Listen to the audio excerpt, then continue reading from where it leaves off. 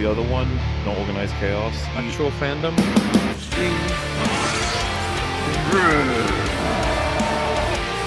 a raw tough guy! You should delete your channel. Take it! The female version of Dick Grayson is Pussy Grey Daughter. He's not alive, but he's right. But really, if you want to do any kind of like karmic justice back in the fucking world for the damage that you're causing with this kind of shit, you should just delete your fucking channel. Okay? Drink it in. Yeah. Absorb it. Let it wash over you.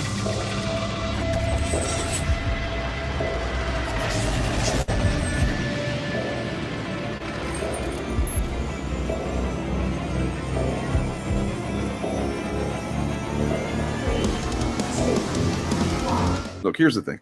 It's the ever-loving blue-eyed thing. It's clobbering time.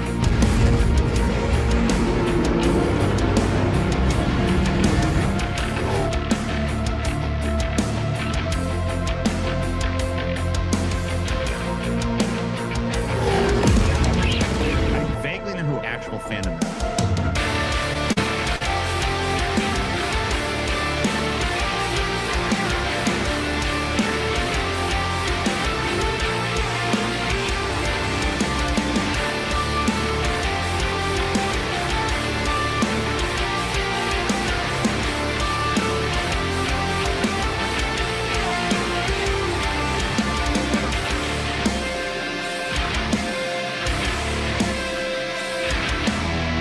Hey, motherfuckers.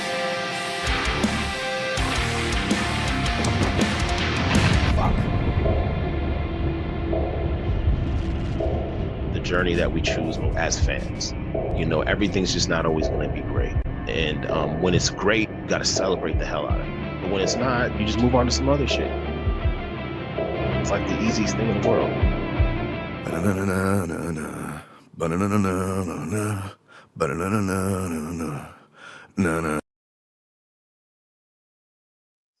Hello, and welcome to this thing we do on Friday nights.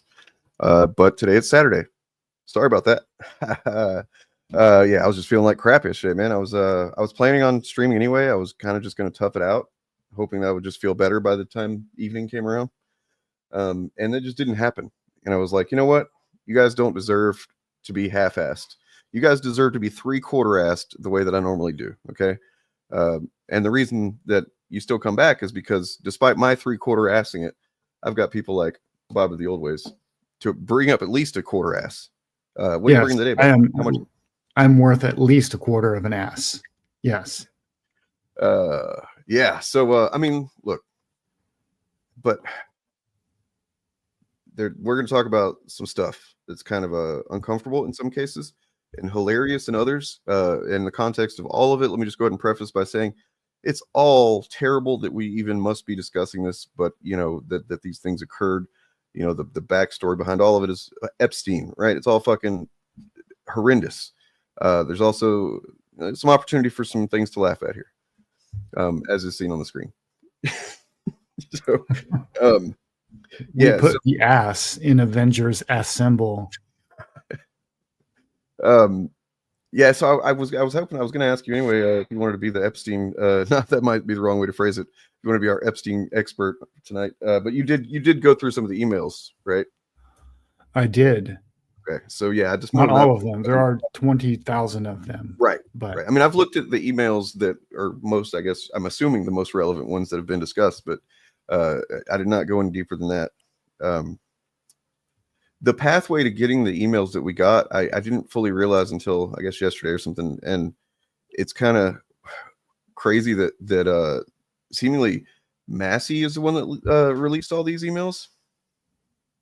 Thomas Massey. It looks that way, yes. And like it's like I'm almost like I'm wanting to say good job Democrats, which is weird to say. You know what I mean? But like Massey is a Republican. Right, I know, but they released 3 emails on Wednesday or Thursday, right as soon as they were back in a session. Basically, they released the 3 emails, very specific ones that Massey was like, "Oh, that's just you're cherry picking stuff here," And it's like, okay, well, the obvious answer to that is then release all of them, And so he did. Yeah. And it's like, man, are they actually playing a little bit of 4D chess for once? I think they might be. Yeah, because Yeah. the GOP or the MAGA people threw down that bluff, like, oh, you're not going to release all of it, because they thought there was nothing to see there. Yeah. Or they just And thought then- that, you know, I don't know, who knows what they think. They're in their own fucking world at this point. But yeah, no, they totally called that bluff. And they were hoping that they would, yeah, good stuff. Mm-hmm. Not good stuff in No. the emails. Obviously, some stuff pointing to the things that we all know took place. But there's also stuff pointing to things that maybe probably didn't take place, but the way it's phrased is kind of funny. So, for anybody that's not aware, Bubba was who's probably the most famous person in modern history that his nickname was Bubba. Pretty well known Clinton. It was like Slick Willie and Bubba. Those were his names. You know, his nicknames. I don't know if he liked Slick Willie. I think Bubba was maybe one that he did like. But yeah. So then there's an email where, and the names involved in this, it's just, they're all so fucking interconnected.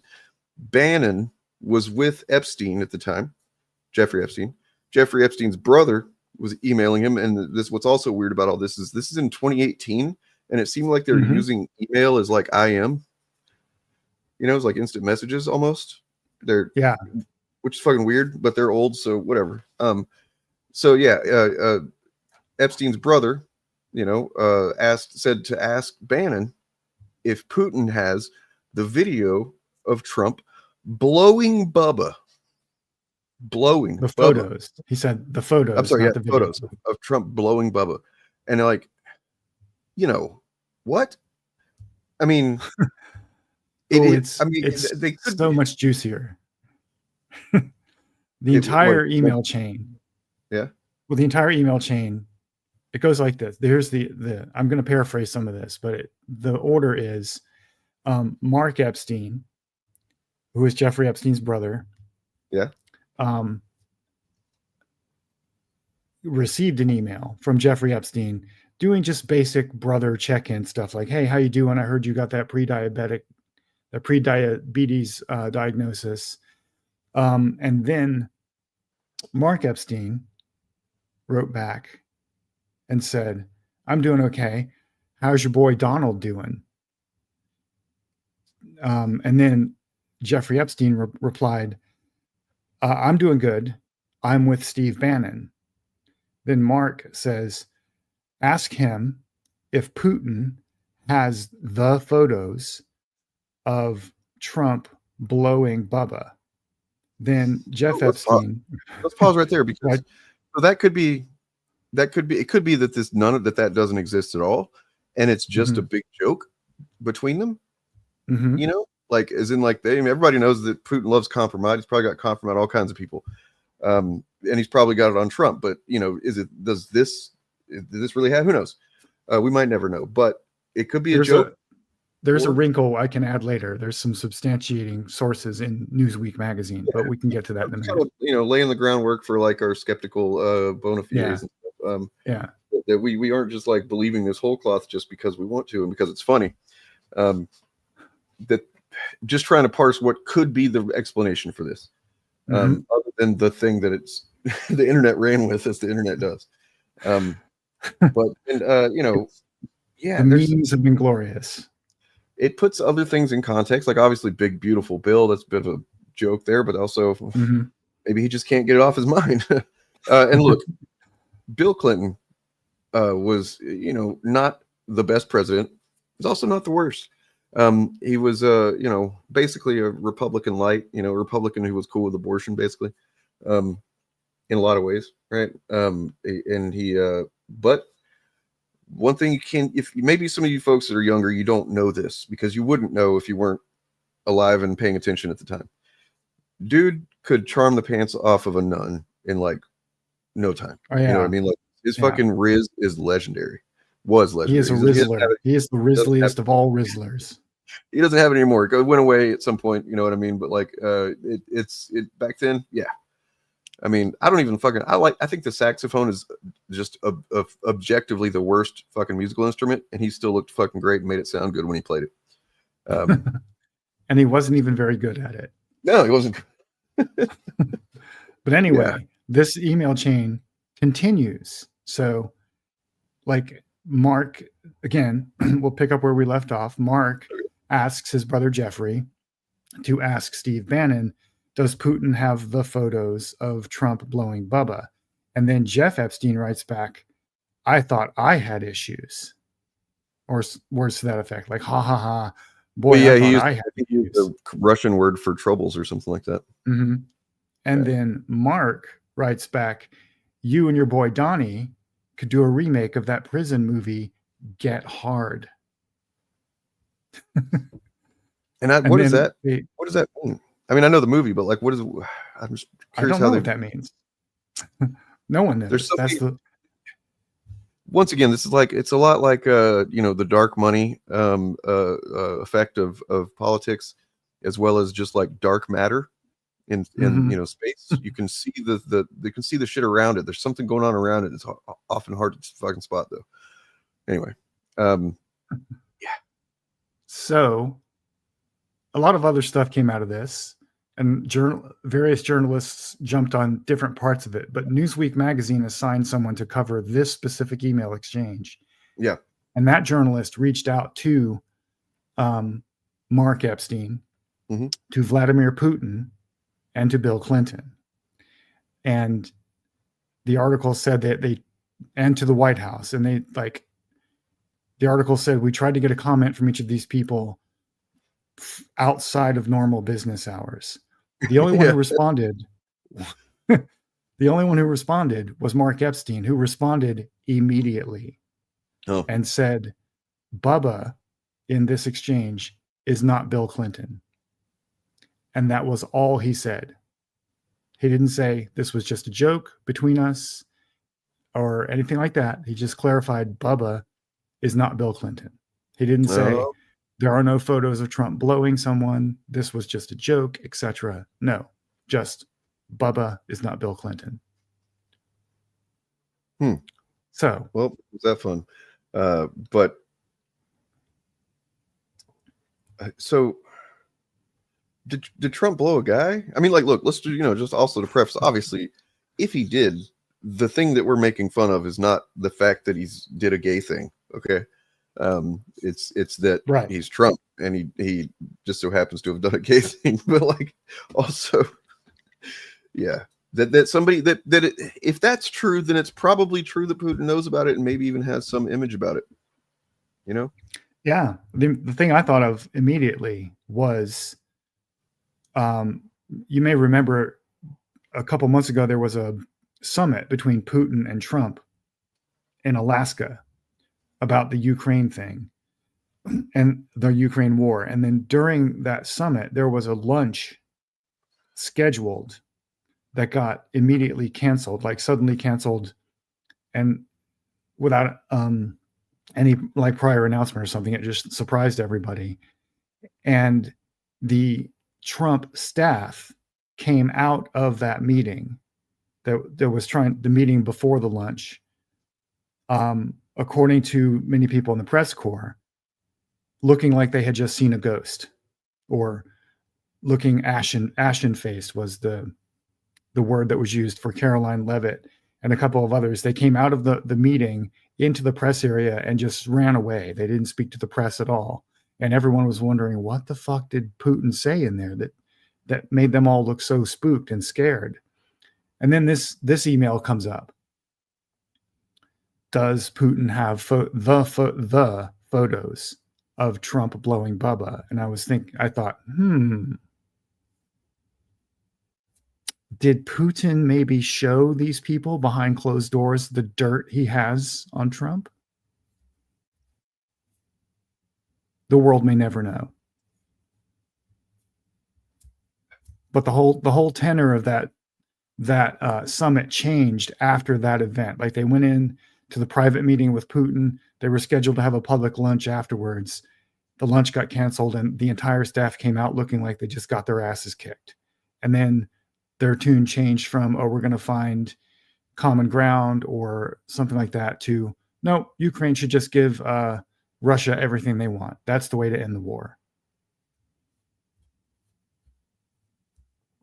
So wow.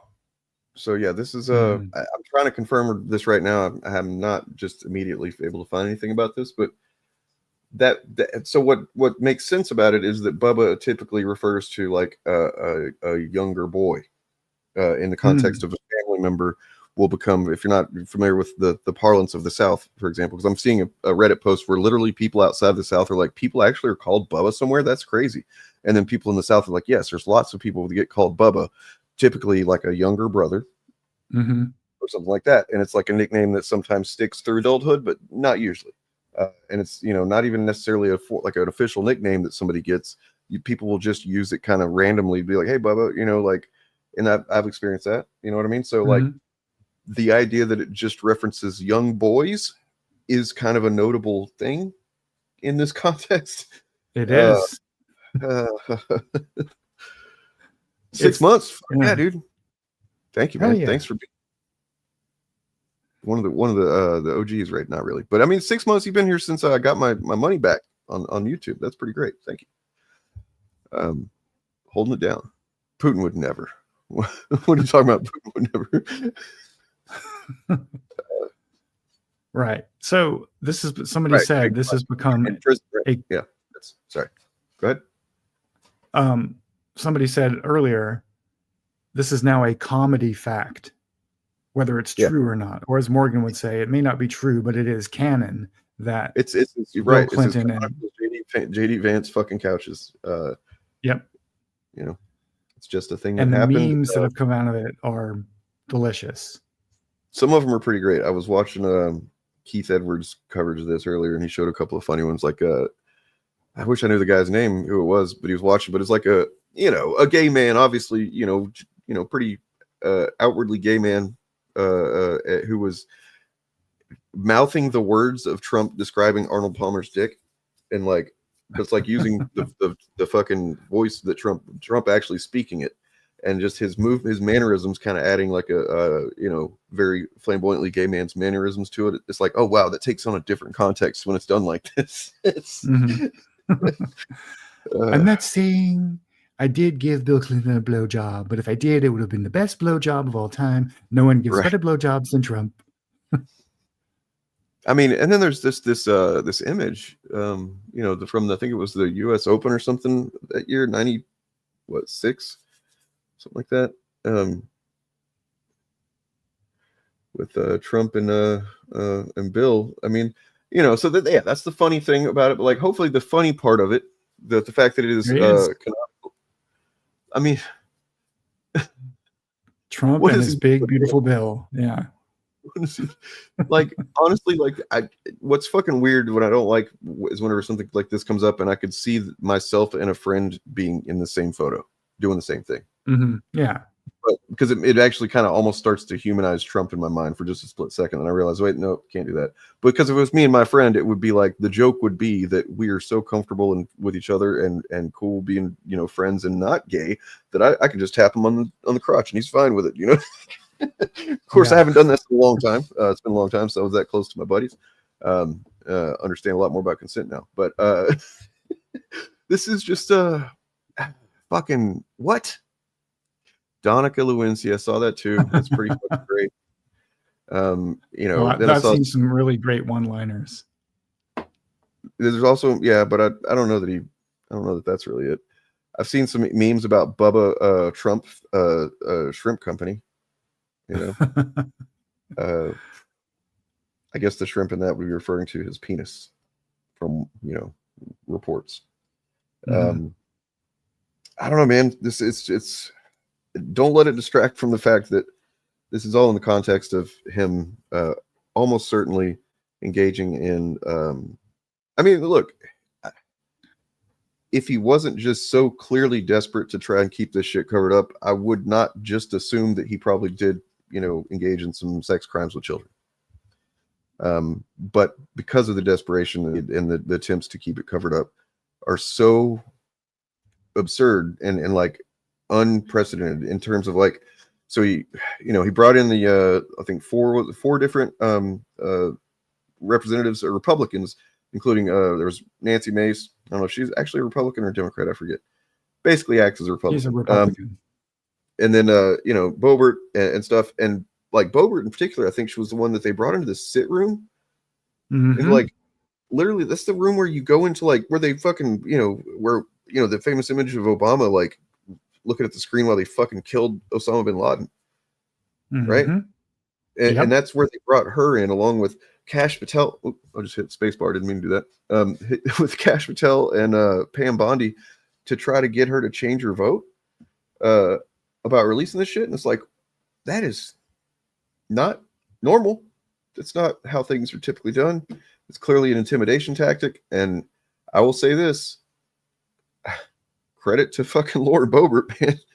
It apparently just made her like go, fuck this. Now I'm definitely, you know, like she had some sense there to recognize that this is like they're that desperate. So there must be a there, right? Yep. And I will say this too. I'll go ahead and say this. If in the event that this stuff ends up coming out and we find out what we're all pretty confident is probably there, and people get taken down for these fucking disgusting crimes, and this network even to a degree is taken out, if it still exists at all, I don't know, or if maybe Epstein was at the center of it and it just kind of collapsed after him. Nonetheless, if something comes of this and things actually change, I don't care who's in it, by the way, Democrat, Republican, my father, you know, doesn't matter. Take them all. I will have to say that I'm kind of surprised by some, you know, percentage of the MAGAs who are basically giving up on Trump because they recognize that this is a fucked up thing. That will show me that they have a little bit more. There's certain people, I guess, a few of them here and there, that have more of a moral center than I was giving any of them credit for at this point. You know what I mean? Mm-hmm. So if there's anybody out there that's on the fence, you know, like, oh man, you're feeling like a sunk cost because you've been supporting Trump so hard and so long. Just it's okay. It's okay to just stop. It really is. In fact, that is the right thing to do. You know, just stop. Yeah. And start advocating. You know, you don't even have to advocate for this. If it's too much, if it's too confusing for your, you know, your constitution, I guess you could say, to you know, then start going hard against Trump. Man, all of these fucking terms are really going to start sticking out of my head now. But yeah, just, it's okay. Sorry, go ahead, Bob. Oh, I was going to say there are some ways in which the MAGA people who are splitting off from Trump have nothing to do with this. In other words, this is not the thing that's motivating them. There's some, I'm sure, but the thing that, and we can talk about this some other time. It's a whole other conversation. Sure. But the thing that a majority of the Christian nationalist MAGA people were mad about on social media this week was Trump's comments about the H-1B visa thing and that there's no talent in the U.S. They're angrier about that than they're about white this. supremacists, basically. I'm not talking about them. Yeah. And I think it's important to remember that and this is something I had to kind of teach myself to remember doing YouTube for, by the way, yesterday, I think, 2 days ago, 6-year anniversary of my channel. But yeah, so is that we can't really account for what people don't say on the internet, you know. So like, I don't imagine that anybody that, and I'm not saying there's going to be a lot of them, I'm sure there's not many of them, but if somebody is going through that right now, I doubt they're going to be posting about it. You know what I mean? Because it's like probably a pretty big crisis of identity and you know, like, oh man, I can't fucking support this shit anymore. Recognizing that you were duped or whatever. Nobody wants to admit that they were fucking conned. You know, it's just to go online and be like, yeah, man, I was fucking conned by this con man. He really fucking got me for like several years of my life. My family's destroyed and everything. And boy, he sure got me. It's probably not going to happen, you know, with anybody's coming to that with sincere intent. So I just try to keep that in mind, that's a possibility, even though we can't know the shape or the amount of that happening. But yeah. Yeah. I see some people mentioning the other comedic moment that came out. Oh yes, like as you called it, slapstick pedophilia. I fucking lost it. Yeah. Right. So when I first read that, like that Trump had been Epstein said in an email to a journalist that he could tell him the story about Trump being in Epstein's house and seeing girls in the pool out back and being so distracted by it that he didn't realize there was a glass door between them, and he just walked right into it and left a nose print. And at first I thought that meant like breath, like his fog from his breath, but then I thought, wait, the dude wears so much makeup. Oh God. It may have just left like a makeup impression on them. I thought it was too, but you're probably right. Because what else? Breath wouldn't stay very long. You know? No. Yeah, let's get to this real quick, because this is what I wanted to show, that now that she's come out and been the test case for MAGA, I want to see how many people think that it's a good idea to go ahead and keep pursuing this defense as time goes on. But Megyn Kelly did not have a good week. And like, hey, when was the last time anybody even thought of her? But yeah, first she had the whole incident week prior to that, I suppose, with Ben Shapiro, and apparently MAGA got upset at her because she said she's not the nanny of the internet when it came to, not criticizing Tucker for having Nick Fuentes on. And I just, man, can I just say that, like, it really is kind of delicious that the things that are taking these motherfuckers down, and I don't mean taking them down, but like MAGA is destroyed at this point. MAGA as a unified thing, which it did seem very unified and pretty strong in kind of an impressive way sometimes, it's completely fractured at this point. I don't think it's coming back. You just have a strong sense that there's not a banner that can rally all these people together again.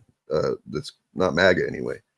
But the things that's taken, doing this fracturing are their racism, their anti-Semitism, and and then just like the fact that they did a lot of damage calling queer people groomers and saying, implying, and then just outright saying that queer people grooming kids or whatever the fuck, right?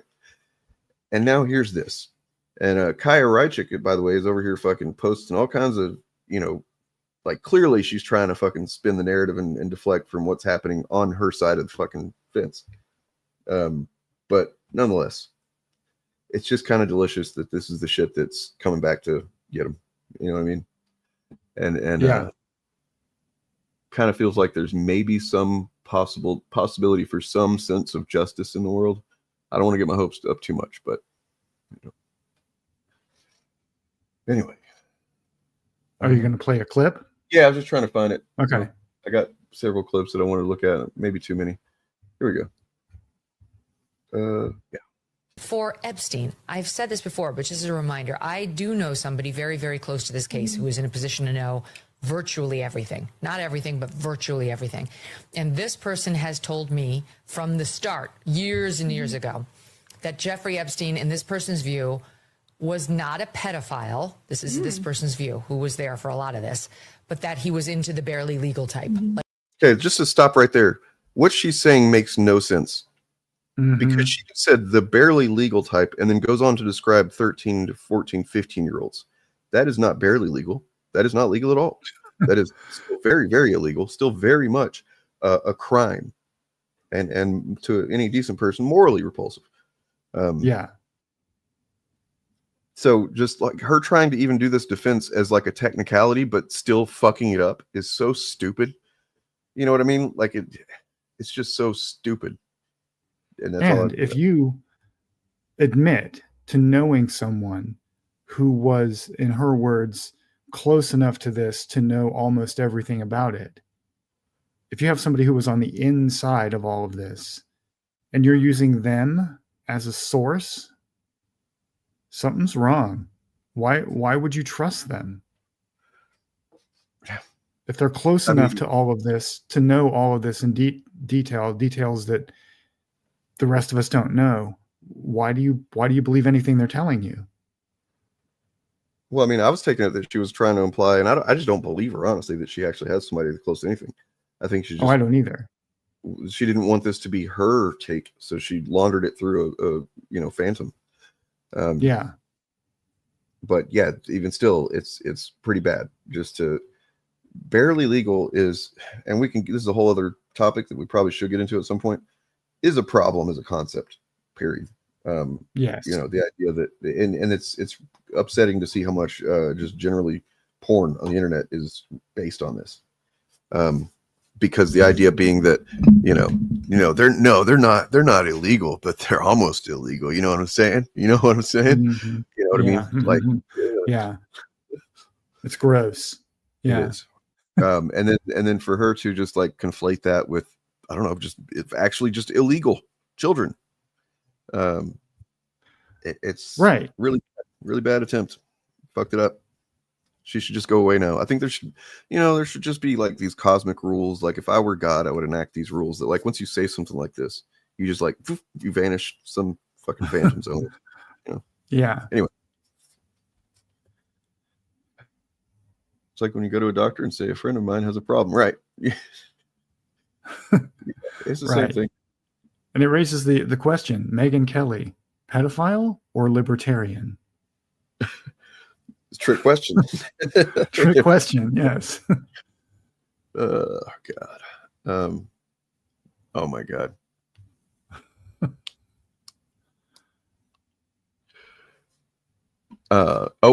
We got a.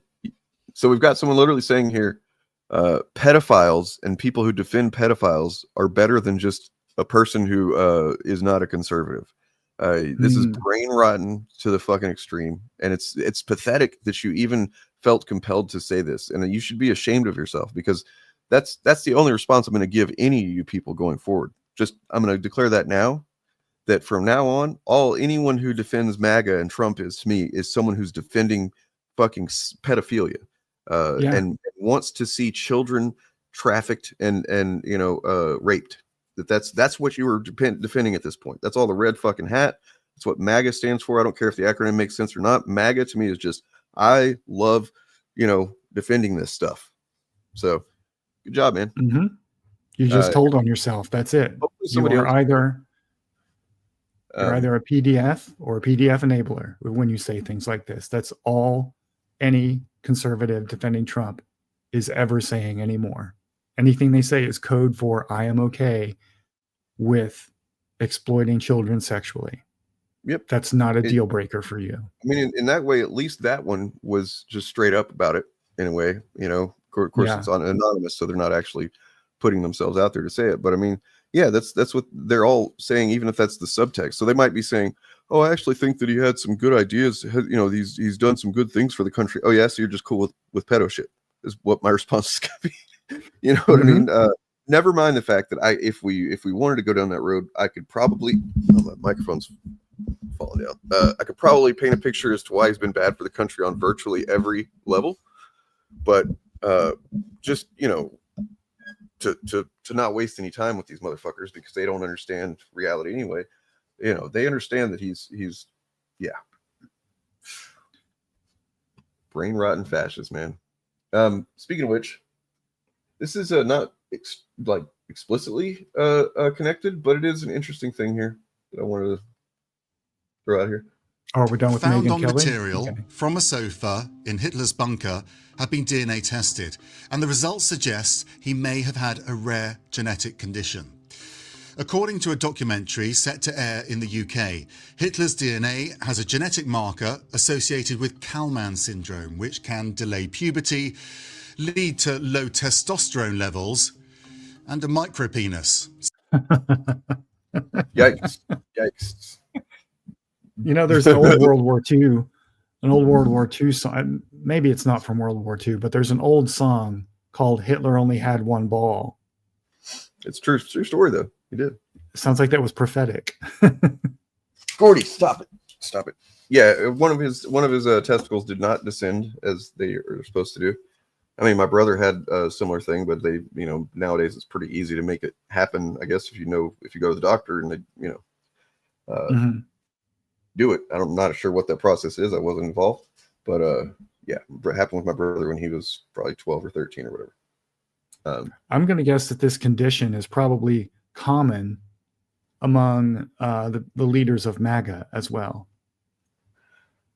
Well, I just can't help but notice that the same stuff that you know, that they're constantly projecting onto others about being, you know, low T and all this other shit that goes along, you know, like it's just, it's so obvious that they're constantly just projecting their own insecurities onto other people. Like, you know, the basic example, or at least the first one that I really remembered noticing this with years ago, was cuck. When somebody called me a cuck online, I was like, cuck, what the fuck? What, like, I don't even know if I know what that means exactly. And I look it up and I'm like, oh, weird. That's a weird thing to just call some stranger you don't know, that you don't know anything about me.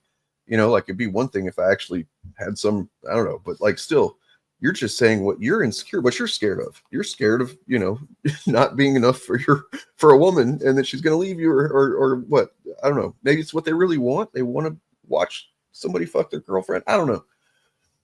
It's just, yeah, blatant insecurity, and man, we really got to get past this this fascist moment in the human timeline, and I'm hoping that these events are kind of the very beginnings of that starting to turn around. But yeah, I think it's ending. We're witnessing the end of it. It's probably going to hold on to actual political power for the rest of Trump's presidency, obviously, but I think that they're losing the cultural power right now. And I think so if nobody anybody watches Heather Cox Richardson, her YouTube, if not, you should. If you follow this stuff and you feel that if you are emotionally, psychologically affected by the things that are going on, it behooves you to watch her videos, because she puts things into context very well. And recently she talked about that essentially the moment, the trending lines about where things are going. You know, she doesn't predict the future, but she looks at the, you know, what's the trending lines of things around current events.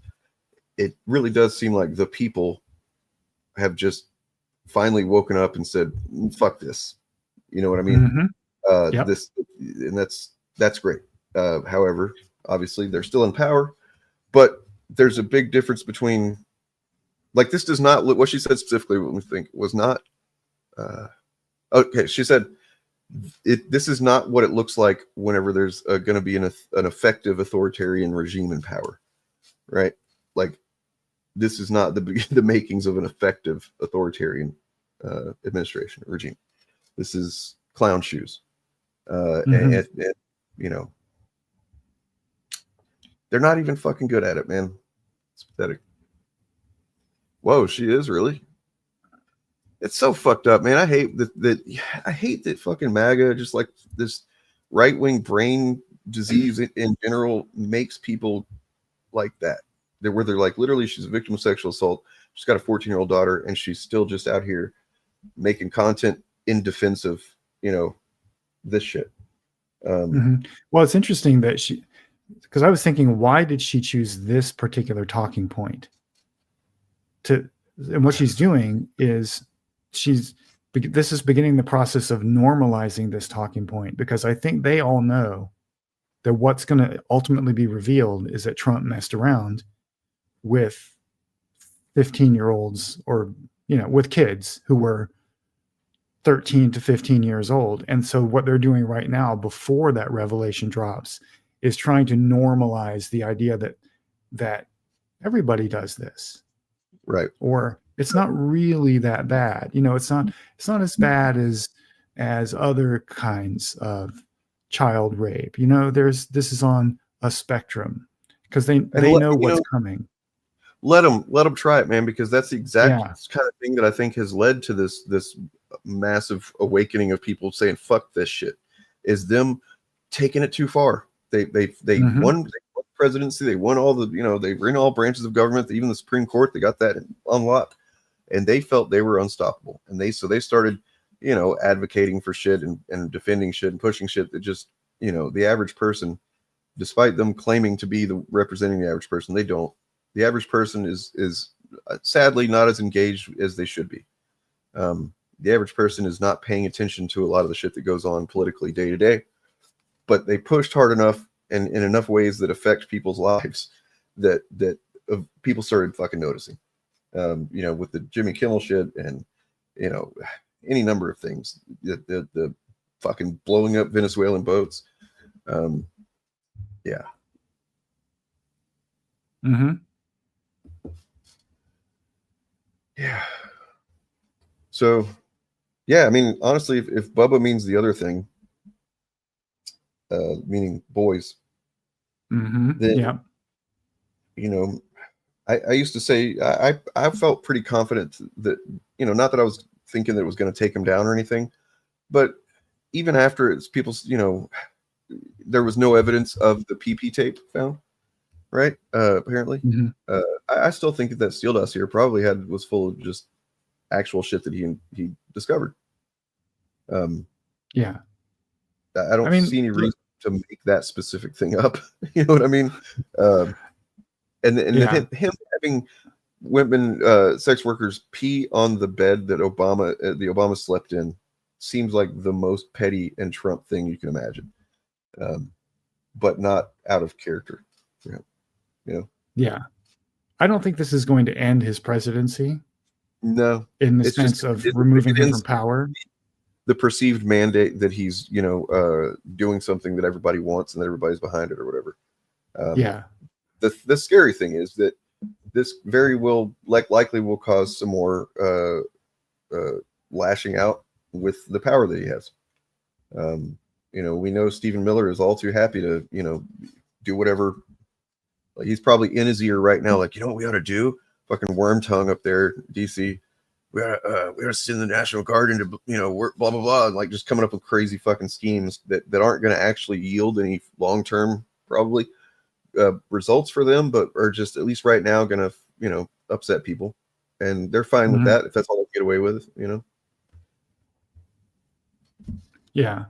See, I think I have a theory about this. I think that what's really eating at Trump is that he can't just say he did it and then try to make it seem like a good thing, because that's what he's done with every other thing he's been accused of. His ultimate position has been, yeah, I did it. So what? Everyone does it. It's cool now. And the rest of the culture kind of just shrugging or following him along. And this is one where he wants to do that because that's his instinct, but everyone around him is going, no, shut the fuck up. If you admit that you fucked children, you're done. Like what he said on the on Air Force One that one time Yeah. a few months ago that is now relevant again, where he didn't seem to even understand that what he was saying is not a normal thing to say or be part of. You know, he came close to doing it in that moment. Yeah. Yeah. Like he admitted he had a child working for him at a spa, a massage spa at Mar-a-Lago. Epstein was taking these girls from him and stealing them as if like they're actually his property, which, you know, he revealed a lot about himself in that shit. You know, and this is all stuff that he probably hasn't engaged. You know, I was thinking this is kind of extra, you know, I guess not funny. None of it's really funny, but it is kind of amusing to think of him being frustrated by the fact that he probably hasn't engaged with this kind of shit in years.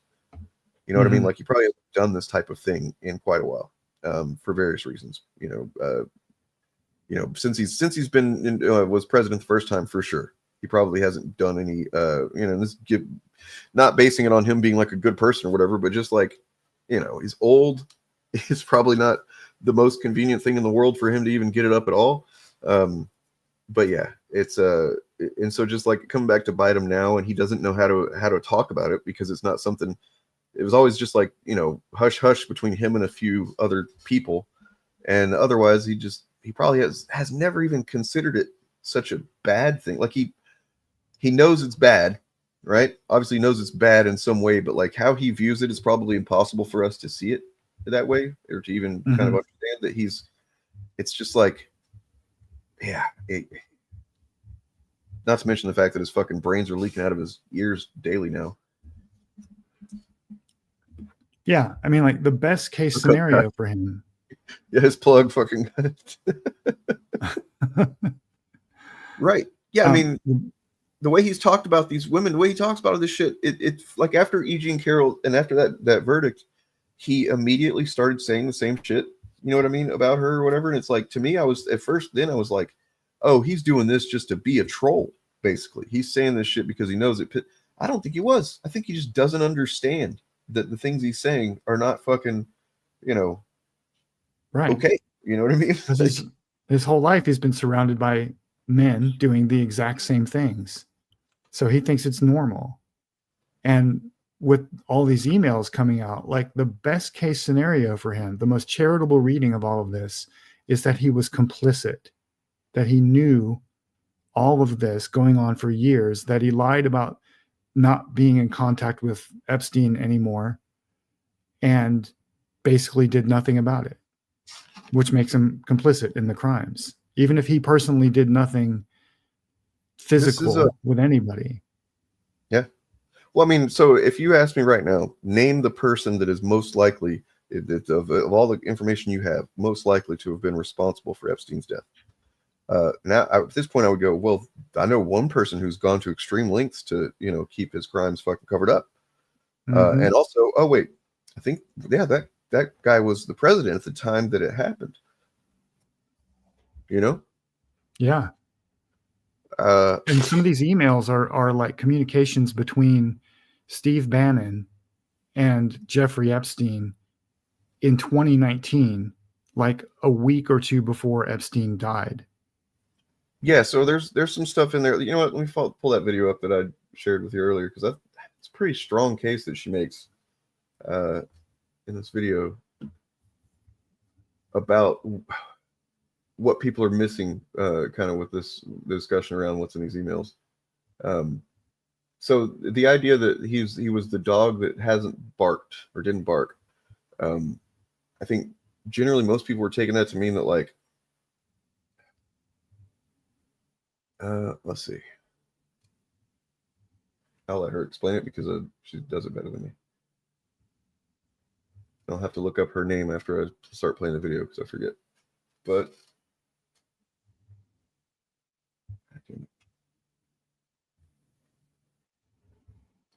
oh, maybe I didn't download it yet. Well, give me a minute. But can you explain what I'm talking about? The generally what those parts of the emails are saying?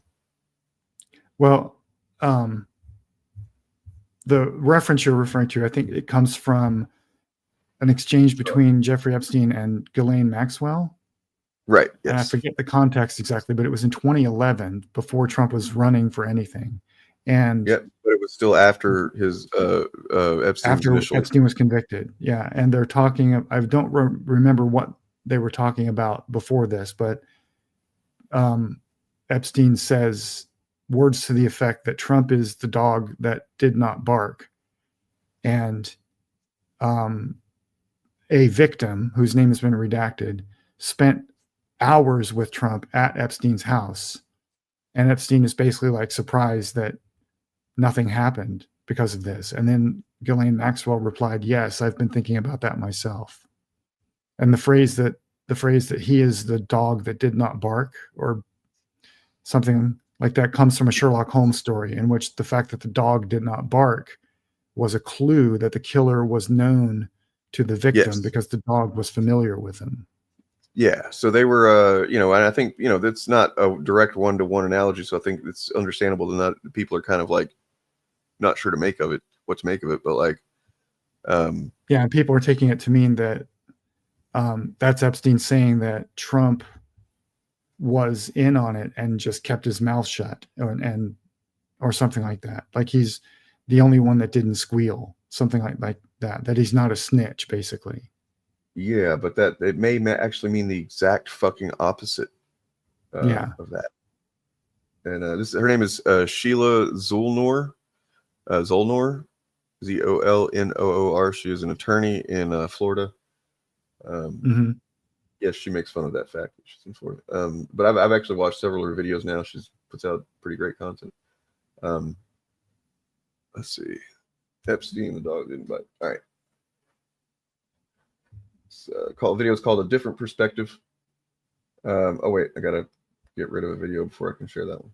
And we'll get back to Megyn Kelly, I guess. I mean, I just don't feel like there's anything else in that video that really needs to be heard. That's the part that is relevant.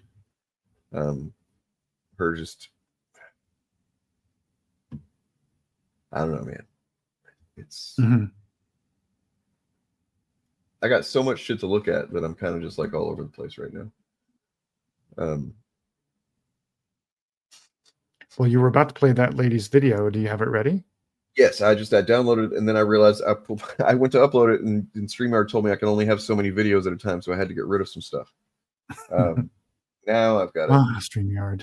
Yes, thanks, StreamYard, piece of shit. All right. Has it occurred to anyone yet that Jeffrey Epstein was suspicious that Donald Trump was working for the government and that he was an asset?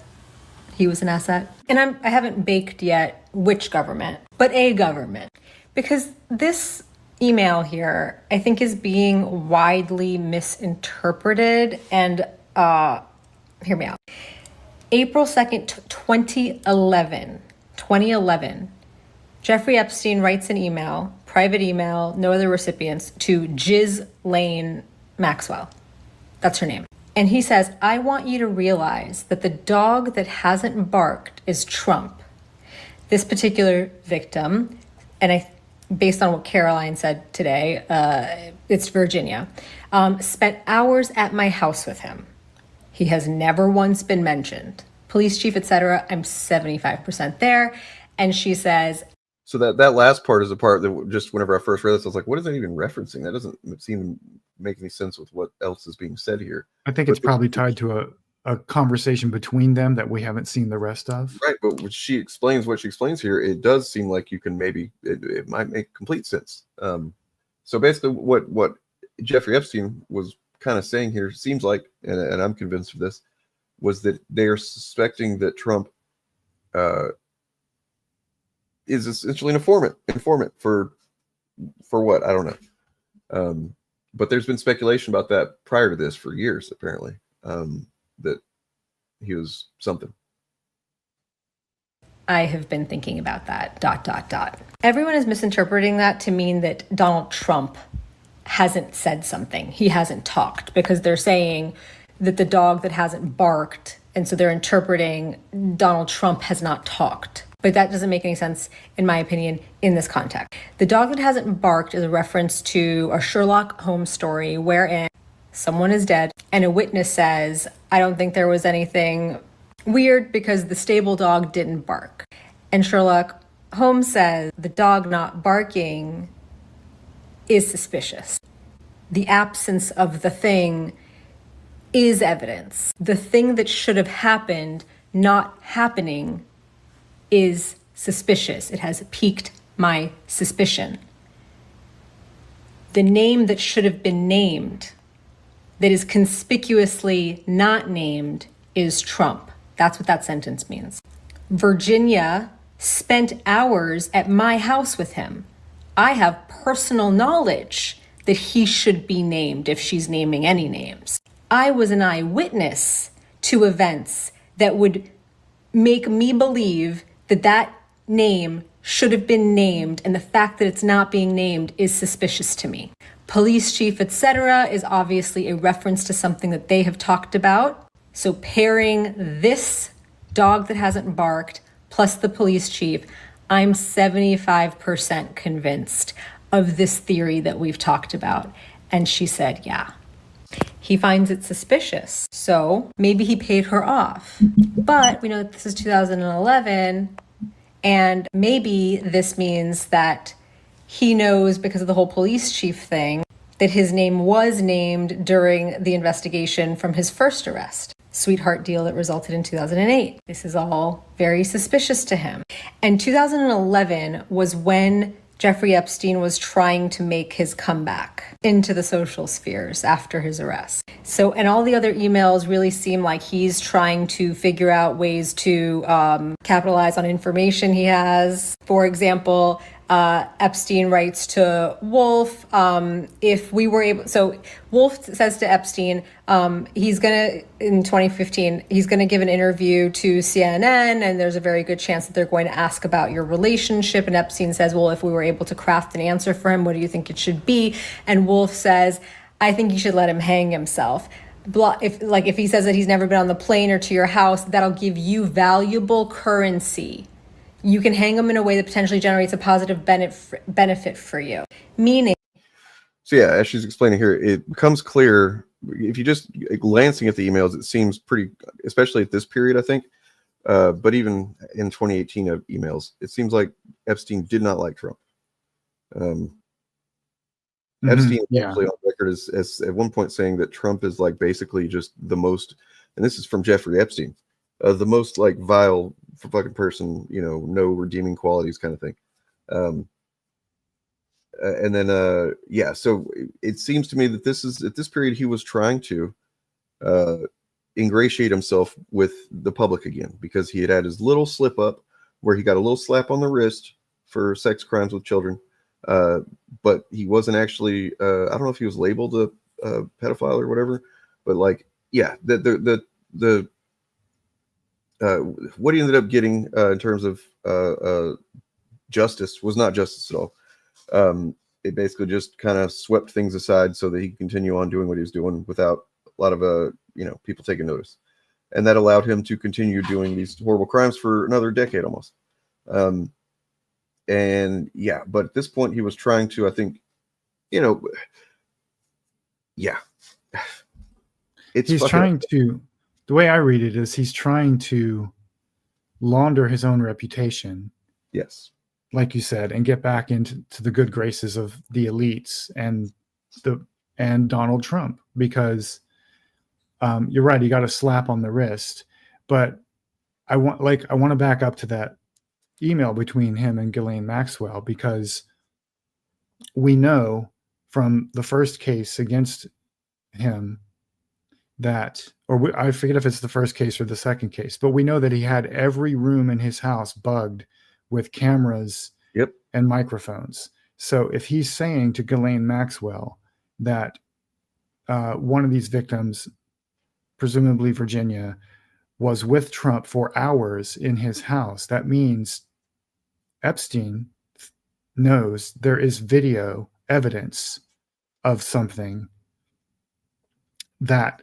So what he's saying to Ghislaine Maxwell is like, we have dirt on this guy. We have video and audio proof that he did something, and yet no one has named him in this investigation. Isn't that weird? Which would imply that, you know, in the same way that, you know, you guys have seen, you know, mob movies or gang movies or whatever, where, you know, one of the guys in the group gets arrested or whatever, but then suddenly he's out of jail or whatever. And they're like, well, what happened? He's like, ah, man, you know, fucking couldn't make the charges stick or whatever. And it's like, what? No, he's fucking informing on you. That's what's happening.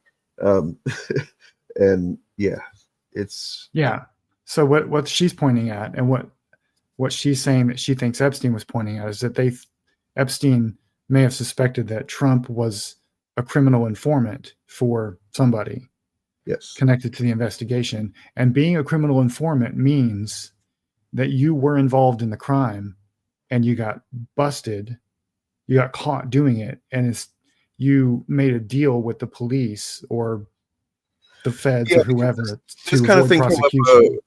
This kind of came up a few months ago whenever Johnson kind of tried to float this idea, right?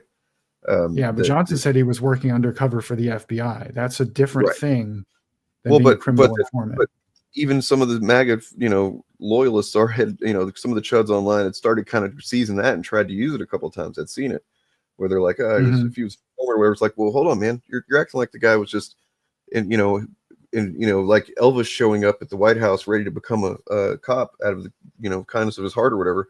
That's not why Elvis wanted to do that anyway. But no, he wasn't just doing this the case is that he wasn't doing it to be a hero. He was doing it because he was trying to get himself out of trouble, and he was throwing his fucking butt under the bus.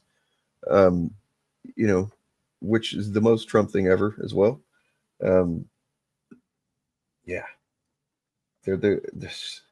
I apologize. This stuff is actually frustrating to me the more that I fucking kind of look into it right now, because it's just fucking sucks, man, that this guy was able to get where he is, and Epstein too. You know, it's frustrating. It's frustrating. Yeah. I think I'm just hungry. But yeah, Michael Wolff fucking is. What is this shit, man? Like, I don't like. What a fucking piece of shit. He knows, Michael Wolff and some other journalist got. Go ahead. Well, I was just gonna say, think about what he has to be aware of to be saying the things that he's saying to Epstein, right? Epstein has asked him for how do you think I should respond if they ask me about this or whatever. First of all, he told him unprompted that CNN, he's got a word that CNN might be asking about. That's not, if you're a journalist, you shouldn't want to like preempt other journalists to be able to find out something about a crime that's going on or has gone on. You know what I mean? Or to find out if the guy running for president is actually tied to in some way this guy that's kind of suspected or known to be a huge piece of shit. That's not a very journalistic thing to do, in my opinion. But and then not on top of that, he went further than even answering Epstein's question about how he should respond. And he's like basically directing him on how to be a fucking social shark or something like that, to just like all these relationships are transactional, and if you say this specific thing, then you'll have generated a debt or whatever. And it's like, who the fuck thinks that way except sociopaths, basically. What a piece of shit. Michael Wolff wasn't the only one. There was another New York Times reporter who was getting tips from Epstein as well and never published any of it. And that guy was also like asking Epstein, like, hey, since you know all this shit about Trump, do you think you could throw us something to do for the good of the country?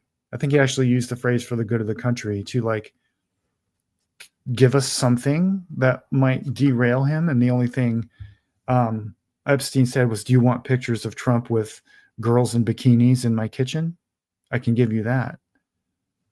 And the journalist was like, yes. And then we never even saw those pictures. Not that we necessarily would want to, but this is possible. I mean, this might have happened. I'm not saying that I didn't try to some degree, but I don't know if it was me. The thing that makes me think that was maybe not true is that he's going out of his way to so much in these conversations that we can see to be a part of this, to be like, this is, I understand having a contact with somebody like Epstein if you're a journalist, and keeping correspondence with him. I understand that. That's not something I'm like faulting him for just on its own. But the degree to which he's engaging with Epstein's life and giving him advice on how to navigate shit is fucking weird. You know what I mean? Like, yeah, it's like he's trying to steer the story he's writing to a particular outcome. Like he wants a specific ending for his journalistic story that's going to like allow him to sell books or something. And so he's trying to steer Epstein in that direction. That's the way I read that. What the fuck does this have to do with anything, man? New name I haven't seen before. Second or third comment in your fucking, point to APAC. I'm just going to say, man, not evidence of anything outright yet, but you got my fucking hackles up. Mm-hmm. The fact that nobody APAC, I know this is unrelated, but APAC is a bunch of Americans who are part of the American government who are spreading money around to advance U.S. foreign policy in the Middle East, which Israel is our mechanism for doing. Israel is not in charge of any of this. The U.S. calls the tune. Israel dances to that tune. And any other analysis, like putting AIPAC and Israel as the puppet masters, is anti-Semitic. Okay, well, good, man. Good that you recognize that. It was just kind of a odd. Don't you find it weird that they bring up Bill Clinton when everyone demands Epstein files be released, as if that's meant to mean something? I mean, no, I don't think it's weird. I think that it shows that I think they're so team sport minded that they don't even comprehend. So like whenever we got excited about Obama, right? Like people that were excited about Obama and voted him in office, we were legit excited. We were excited about the things that we hoped that he'd be able to do and the things that he said he was going to do. Obviously pretty disappointed in a lot of ways, but we weren't excited because Obama, the man himself, was some kind of perfect human being that we were hyped to just follow him blindly or whatever. And it's like, that seems to be what happened with Trump, is just, it's literal cult of personality. And so they once again, they project everything onto everyone else. So they think we were just like, oh, Biden's the best president ever. Biden's just such a great man and shit. And it's like most people were, at least most lefties that I know were like, I guess Biden's going to have to be it because we can't have Trump again, right? It was just more Yeah. against Trump than we were pro Biden. And that, like, And what's the ironic, problem comes from the celebrity culture of politics in general, and like the idea that the president is somebody that, we do mythologize our presidents of history. That's true. So that's kind of part of it, is they're mythologized and seen as these great, amazing people. We forget the fact that Washington owned slaves. That he made some big mistakes when it came to the Revolutionary War. He was not the perfect general, things like that. But yeah, go ahead, Bob. Sorry, you're gonna say something. and the irony is that there's at least 2 emails in all of these files where Epstein explicitly says Clinton was never on the island. Right. That doesn't mean Clinton didn't go to the guy's house or whatever people It think doesn't he mean did, Clinton, but I would not be at all surprised if Clinton did some fucking shit with some. I wouldn't either. But we have Epstein on record. It would not actually upset me to see that man perp walked, and held with charges against him for that shit. I actually do believe in justice and want there to be justice to criminals and people. It would piss me off just as much if Clinton turned out to have been abusing his power to this degree as it does to think about the fact that Trump has used. But something tells me that, even, yeah, only one of these guys has a very long track record of being just a known fucking scam artist. Like, apparently among New Yorkers, it's just a known fact that Donald Trump is a big piece of shit that doesn't pay his contractors. Let me tell you a story about what I learned about a contractor real quick. Yesterday, learned this.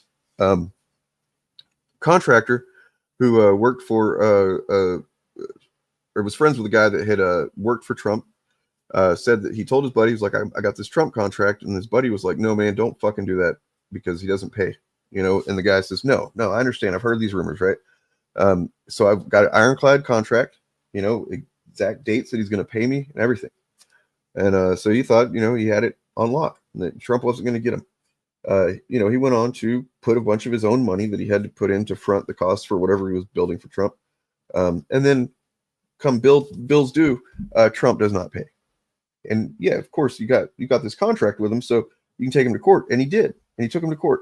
And he had to spend a lot of his own money in court to sue Trump.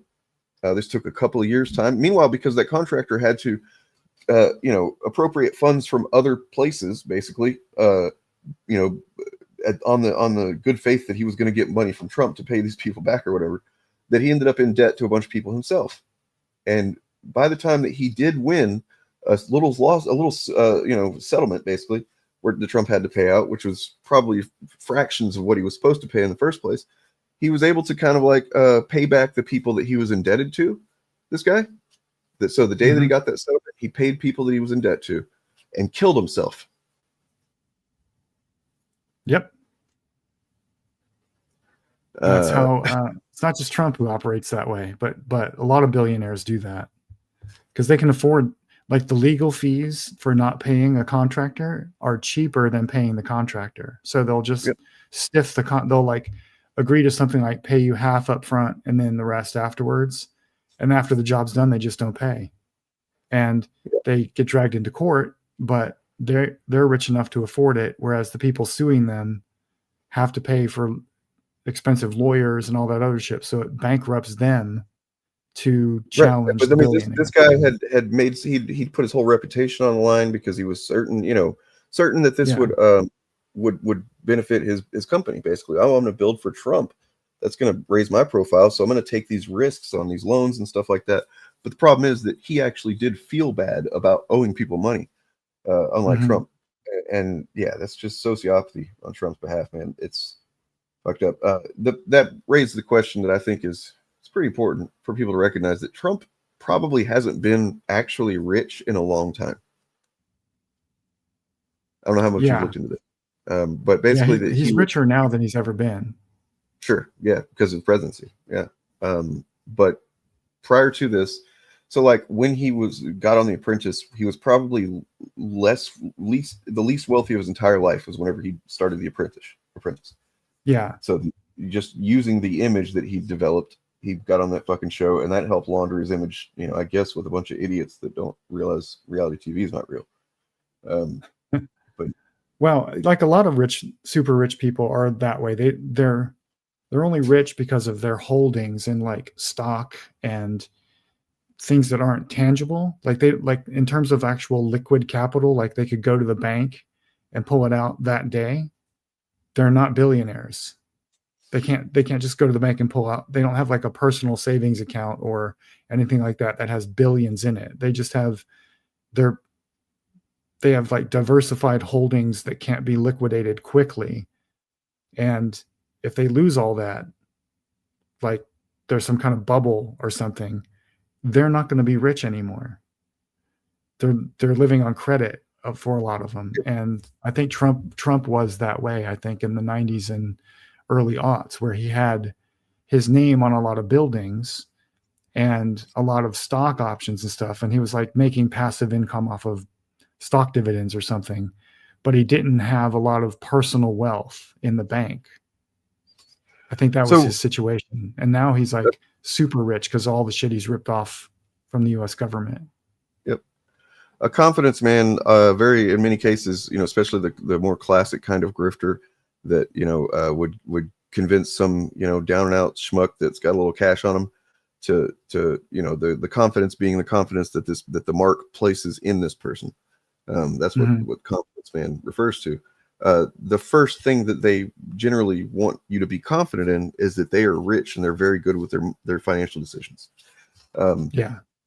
Because that's just the groundwork for whatever the fucking actual grift is that they're going to do. So yeah, that's probably been the thing he's most successful at in his entire life is, constantly having the ability to convince people, or at least enough people, or the right people, that he's a wealthy man of, taste and extravagant, blah, blah, blah.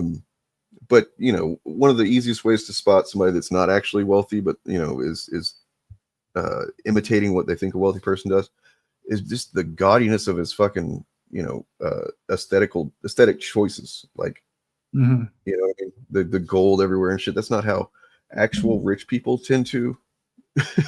There's that one fucking photo shoot of like him and I guess the family, maybe, I don't know if Ivanka's in it, Melania, but they're like, it's this really fucking gross looking gaudy room or whatever that I think was maybe their actual, some room that they belonged to them. But it just looked like a cartoon. Look what he did to the White House. Do what? Look what he did to the White House and all the interior, the gold and white shit they did to all the interior of that building. I just saw yesterday for the first time a close up of where it's like, it says the Oval Office in like this fucking ugly gold lettering. It's like, yeah. So, okay, well, let's go ahead and figure this out. Don't be surprised if that happens with his base. Just understand that that's even likely. But with some of them, there's some of them that could lose complete faith in this guy because, oh my God, did he really do that? Kind of thing. Just understand that those people are terrible anyway. You already know that. So if that convinces them to lose some confidence in their guy, I'm okay with that. Whatever. We already kind of written these people off as terrible people. I don't know if it would be the thing that would take him out generally, but I mean, if it takes enough of the air out of his base, then it might. But yeah, that takes us back. It circles back around a little bit to the Megyn Kelly thing. Like the MAGA base are largely evangelical Christians, and in that culture, they sexualize females very young.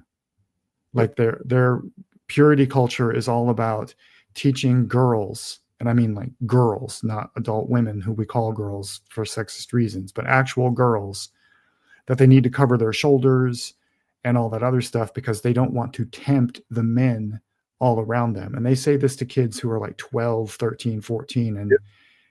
And so that's teaching the men in that culture to look at those people sexually.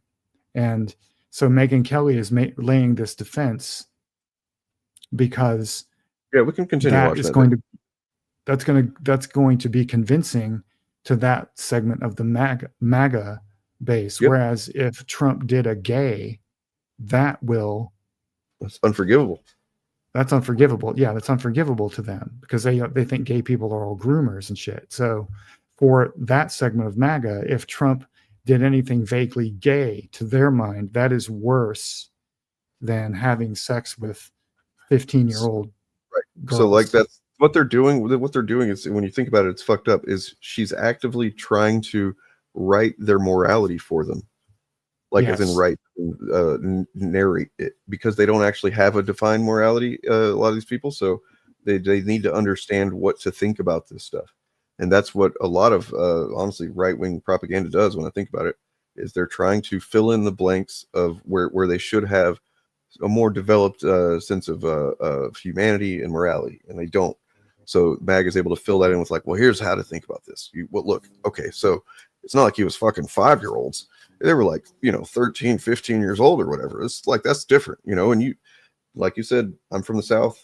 It's pretty gross how young women are, sexualized, and just like, not even if not directly sexualized, but like presented as being, the point of them is to get married off or whatever. And, to remain pure, all that shit, like you're saying, it's fucking gross. The pageant culture that goes on down there. Like I had cousins that were, all those pageants and stuff. And I remember being pretty young when I realized how fucked up that stuff was. Like, they're parading these girls out here in bathing suits. Mm-hmm. I grew up in the South too. And one thing I heard a lot among men that always grossed me out was the slang, if there's grass on the field, she's old enough to play. Yeah, there's another one. And they would say shit like that, half jokingly, right? If they were checking out a girl and you called them on it, they'd be like, "Oh, they would say shit like that." She's old enough to breed is another one. Yeah, that's another one. Yeah, fucking gross. So those are the people that Megyn Kelly's argument is designed to appeal to try and get Trump off the hook, because she suspects and maybe even knows that something is coming down the line that's going to be more or less definitive proof that Trump fucked children who are in that age range. So they're trying to make it seem okay 15-year-old girls. And I realize this is disgusting. I'm definitely not trying to make an excuse for this. I'm just giving you facts. That he wasn't into like literally not giving facts whenever you say that they're barely legal at 15. It's just not a fact. How long until JD Vance starts to distance himself? I mean, I just saw a clip of him and fucking, who was it? I don't know. He was basically, somebody asked him who the funniest person in the cabinet is, and JD Vance is on stage and talking to whoever, and he's like, "Oh, it's got to be the president. The president's, he's really funny," and that was just a couple of days ago, I think. So I don't know. Mm-hmm. Well, who knows? Bad news for JD Vance. The emails have some smoke for him too, although indirectly. Oh yeah. Yeah, there's an email from. We only have the title of the email right now, but it's from Epstein to Peter Thiel, and the title of the email is, "That was fun. I'll see you in 3 weeks." Oh my God. I don't know why we only have the title and not the full email, but that's all we have now.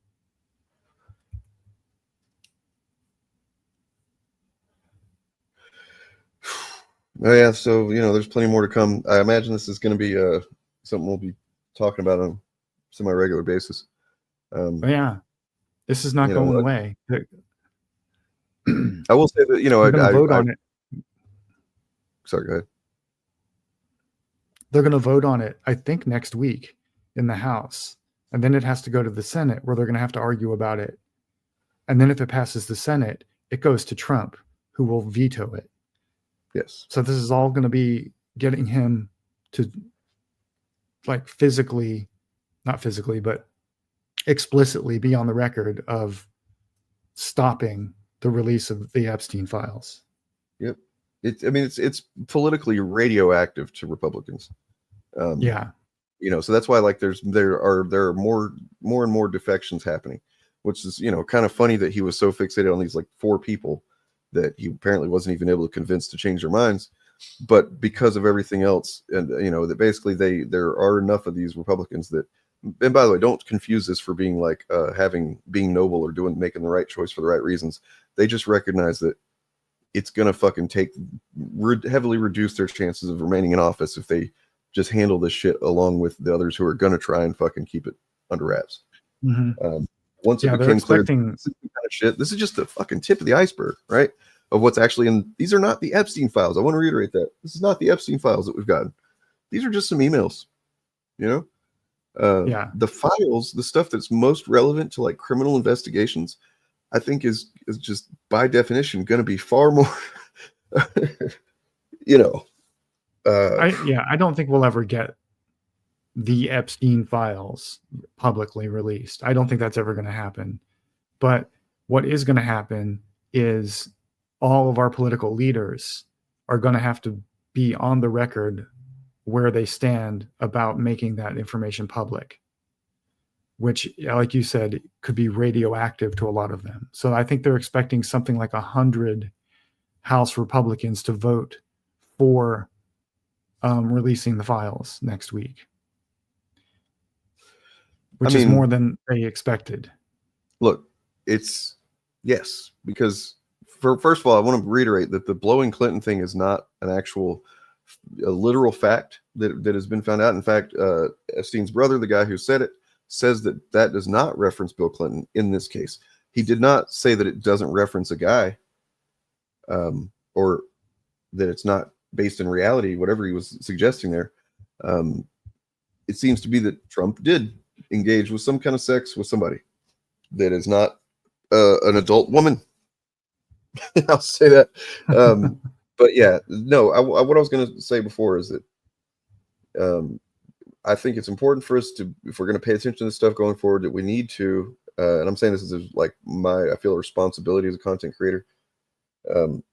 Right now, yeah, we talk about the funny things when the funny things pop up, but generally don't mistake the sizzle for the steak. You know what I mean? The spectacle of it should not be the most important thing, and you shouldn't lose sight of the substance in favor of the spectacle, because the substance being that these are very criminal, immoral acts that seem to have been at the very least known about and covered up by this administration, still ongoing, and that is fucked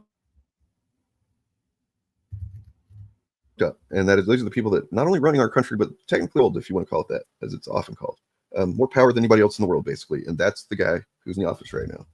Now we can get into who actually is pulling strings and how much he's actually making, but it doesn't matter. This is officially, that's where we're at. Yeah. I just hope there's some enterprising hero out there with a thumb drive to smuggle the Epstein files out of federal custody and release them on the internet or something. Like, Anonymous, this is your time to step up, right? Because consider the story, the Bubba story. If it were Bill Clinton, which I don't think it was, but if it were, if it could be proved that Trump and Clinton engaged in sex with each other, the scandal of that could be the cleansing fire that sweeps through the elites of both parties and rids us of the donor class, or at least discredits the donor class for a generation or more. The Epstein class. We need to call them the Epstein class going forward, because that's, even if they aren't directly connected, that's only probably by chance. You know what I mean? Yeah. They weren't given the opportunity. These are not the people these are the same people, rather, that have been allowed to fester in positions of power for so long that we're now facing down a climate crisis that we can't even comprehend. And it's really easy to lose sight of, considering all of the day-to-day shit that happens, but it's still very much a real thing, and very, much going to affect us in our lifetimes in ways that are not going to be great. I mean, they already are, like, just the crazy weather patterns and the crazy heat and stuff like that. But that's not going anywhere. It's not getting any better. And that's because of, specifically in this case, Trump has undone all kinds of shit. The rest of the free world, right? They're fucking doing something. Trump pulled us out of the Paris climate agreement. He's basically almost spitefully, like drill baby drill kind of mentality that the Republicans have had for a while now. I said yesterday in Discord that one thing I can say about this administration is I used to not be confident. I used to not be comfortable saying that I believed in the actual literal concept of evil. I would say that there are acts that basically live up to what I would describe as evil, for sure. but I like just the evil is like a metaphysical concept or whatever. I don't know. It kind of seemed weird to think that was something that, that I don't know about metaphysical concept, but I've always been convinced that there are some people in the world whose violence cannot be explained by trauma. They are just born bad.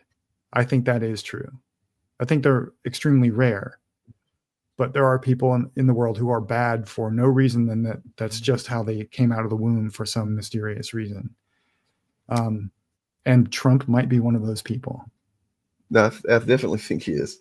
I mean, so when I see this is like, y'all talking about how charismatic he is. And yes, I've seen the conversation going on about Nick Fuentes. I've been waiting to get to that so we kind of pivot. Charismatic is not something I would have ever described Trump as, just as my own experience. Like he's done nothing but since he came on the scene, make me repulsed at who he is. Like, I mean, stuff started paying really since he started running for president and shit. I was like, oh fuck, really? To the point that, and this is, I made a mistake of underestimating him during the primaries of that first election of his. When there was like 12 Republicans on stage debates, and I'm just like, he would get a lot of people talking about him after on social media and on the news and stuff like that, when everybody else wasn't really getting that. And I remember posting like, you guys that are thinking Trump is something to worry about, he's just fucking sideshow. Who was I actually saying that we should worry about? Maybe Rubio or was Romney running it in? I forget. No, okay. But I was definitely like, no, when you go, maybe I said Ted Cruz or something. Who knows? It was just vastly fucking mistaken on what was happening in the country at the time. I was not paying the right attention back then. I was the same way until I watched like footage of Trump in 2016, not since then, but like in his first presidential run, doing what they call retail politics, which is where you're the candidate hanging out in like a diner or something else where it's just like a small group of regular people meeting the candidate. And watching him do that, he was really good. He's like really fucking good at that.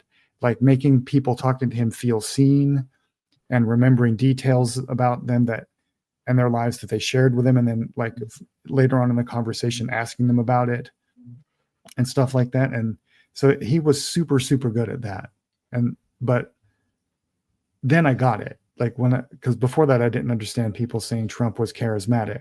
Well, because I watched him on TV and I'm like, this guy's a clown. What the fuck are you talking about? He dazzles with bullshit, which is, just it's like the, what is it? The, how to make friends and influence people kind of philosophy of just like, you don't have to actually say anything fucking substantive or anything that's even true necessarily. Just dazzle them with bullshit.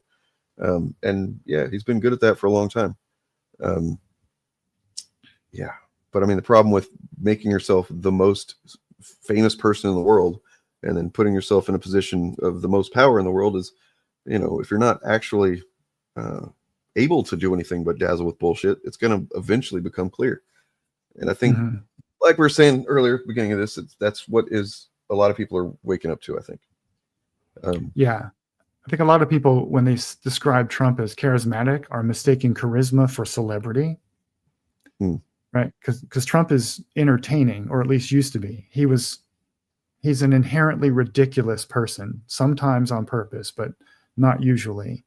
And watching him be ridiculous was entertaining to basically the whole country. That's why he had his own TV show, right? Yep. And so a lot of people get starstruck when they meet someone they've watched on TV for years and years. And that's not charisma. I get it. Yeah. That's just, the effect of celebrity. You've been starstruck. Yeah. It's and then of course there's the believing that he's as rich as he portrayed himself to be and that he has been successful in business all this time and stuff. And then couple that with the absolutely fucking mind-bogglingly stupid notion that we need to run the country like a business.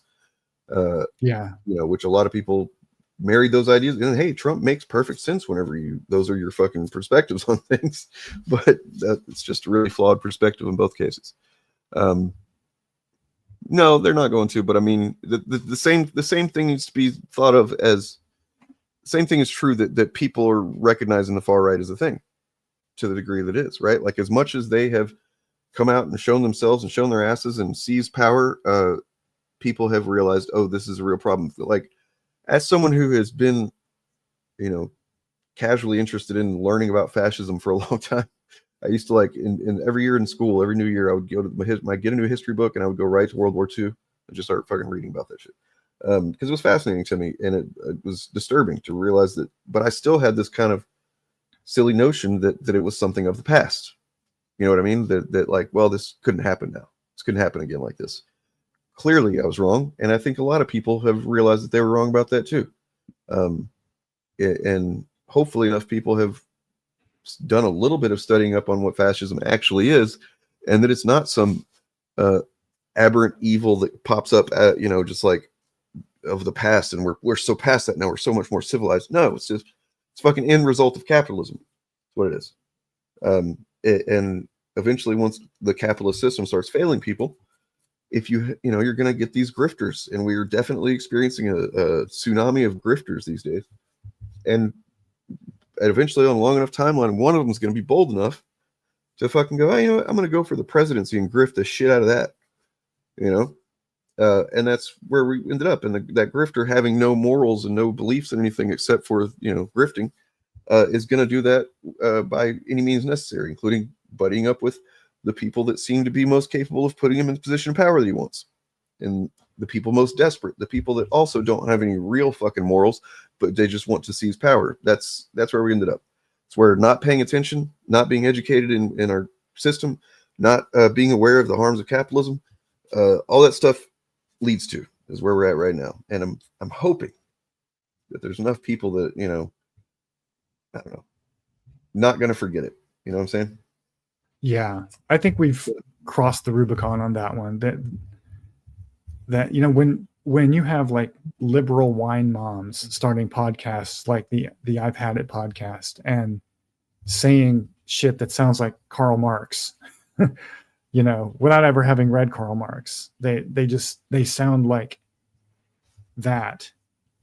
And you have like the pussy hat crowd from the 2016 all talking this way, then it's done. The Democratic Party elite is cooked. It's just a matter of time before the Chuck Schumers and all of them are replaced by Democrats who are more in the mold of FDR, who want to like do a drastic material overhaul of our country's infrastructure and social safety nets. And that will cause the far right to fail. You're saying don't underestimate. I underestimated Trump back then. I don't underestimate him at all anymore. What I am soberly aware of is, like, the way I look at Trump now is that he is only as powerful and it's only possible for him to be where he is after the first time and January 6th and all that shit, because he is the embodiment of the lack of engagement, the lack of education, the lack of critical thinking among enough people that he was able to fucking get himself in there.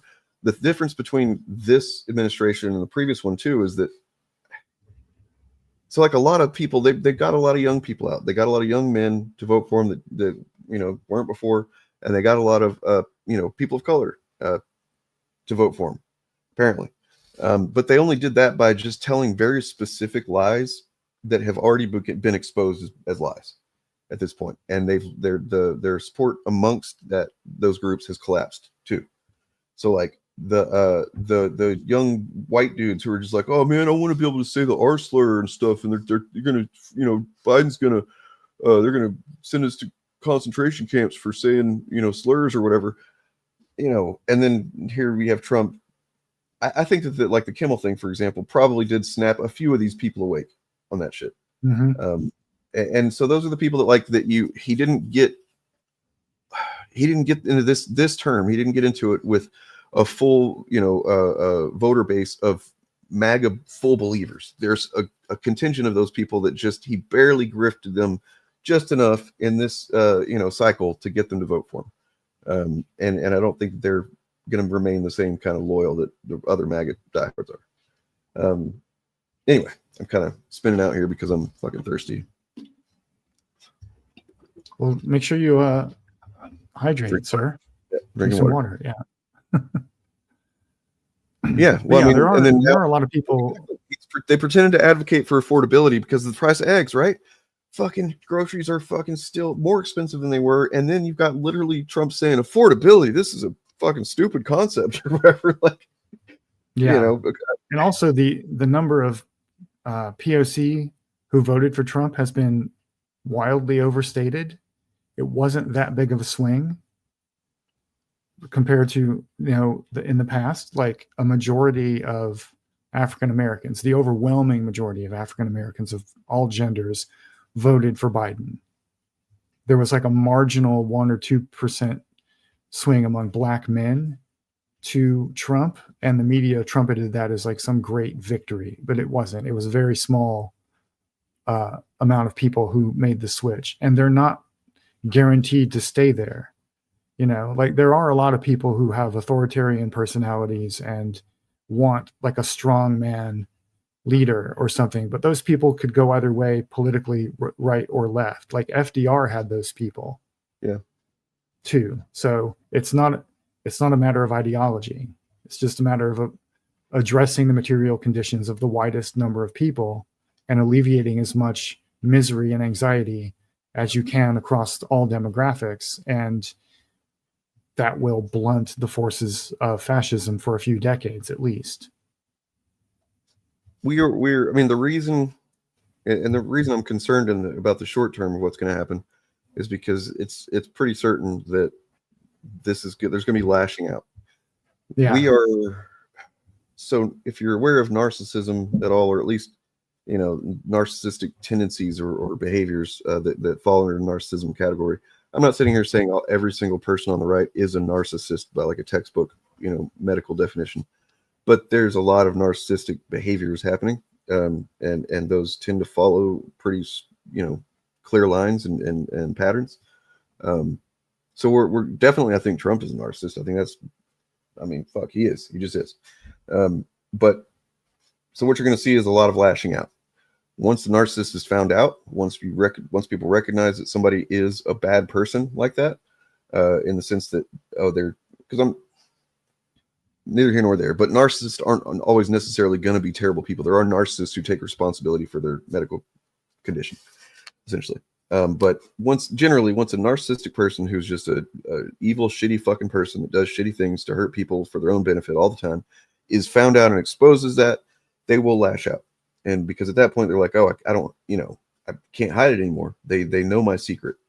And they'll just kind of lash out. And that's probably what's going to happen in the near term. Hopefully not too bad.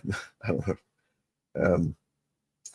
Yeah, but that's what we've been seeing anyway with like sending, you know, it's fucked up because all the narcissistic tendency lines up with authoritarian goals. You know what I mean? Like, so him sending troops into, you know, different cities and stuff. It's like, that is him lashing out. That's their lashing out, but it's also a measure of control. So anyway, what are you going to say? I forget. I'm sorry, man. I'm fucking. That's okay. Fucking up. I'm just reading like some of your chatters. That was a pretty good joke there. What do Trump and the Epstein files have in common? Bill Clinton has been inside them. Holy shit. What does Donald Trump and a vending machine have in common? They both say insert Bill. Oh my God. I saw some good jokes earlier, but I didn't fucking make note of, wait, let me see. I still have that tab open. Nope. I had a Reddit page open that was talking about some jokes and yeah, some good stuff out there. But yeah, I always knew the Epstein scandal would lead to Trump going down. I just never suspected it would begin with Trump going down. Yeah, you got that one from the Lincoln Project, man. I'm sorry, I saw that. Yeah. Did I? I saw that. Well, I mean, I saw that Lincoln Project had said it, and I was like, oh man, that's where Bob got that. No, I don't watch the Lincoln Project. I had no idea. It probably percolated into my brain somewhere, but that's just like a joke I've seen. And another one I've seen was it was Trump's first taste of presidential power. Oh, I just want to point something out here. You know, look, I can't go without promoting my music here a little bit, but this is relevant to the topic. So in the song, it's called Welcome, and it's the first song on the album once that's released. but it's been around for a while. I've been playing that here and there a little bit. But toward the end, and this is actually a more recent revision of the song that I did where I added some lyrics to a certain couple parts. I just want to point this out where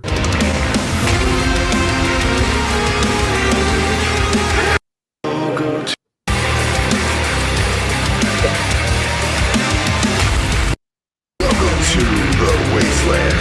Welcome to Grifter Paradise. This land is your land. Rich man, poor motherfuckers gonna kill each other just to survive. Welcome to the wasteland. Welcome to a new paradigm. Not every day you see an empire shake up and die. Can you believe we let it all go to the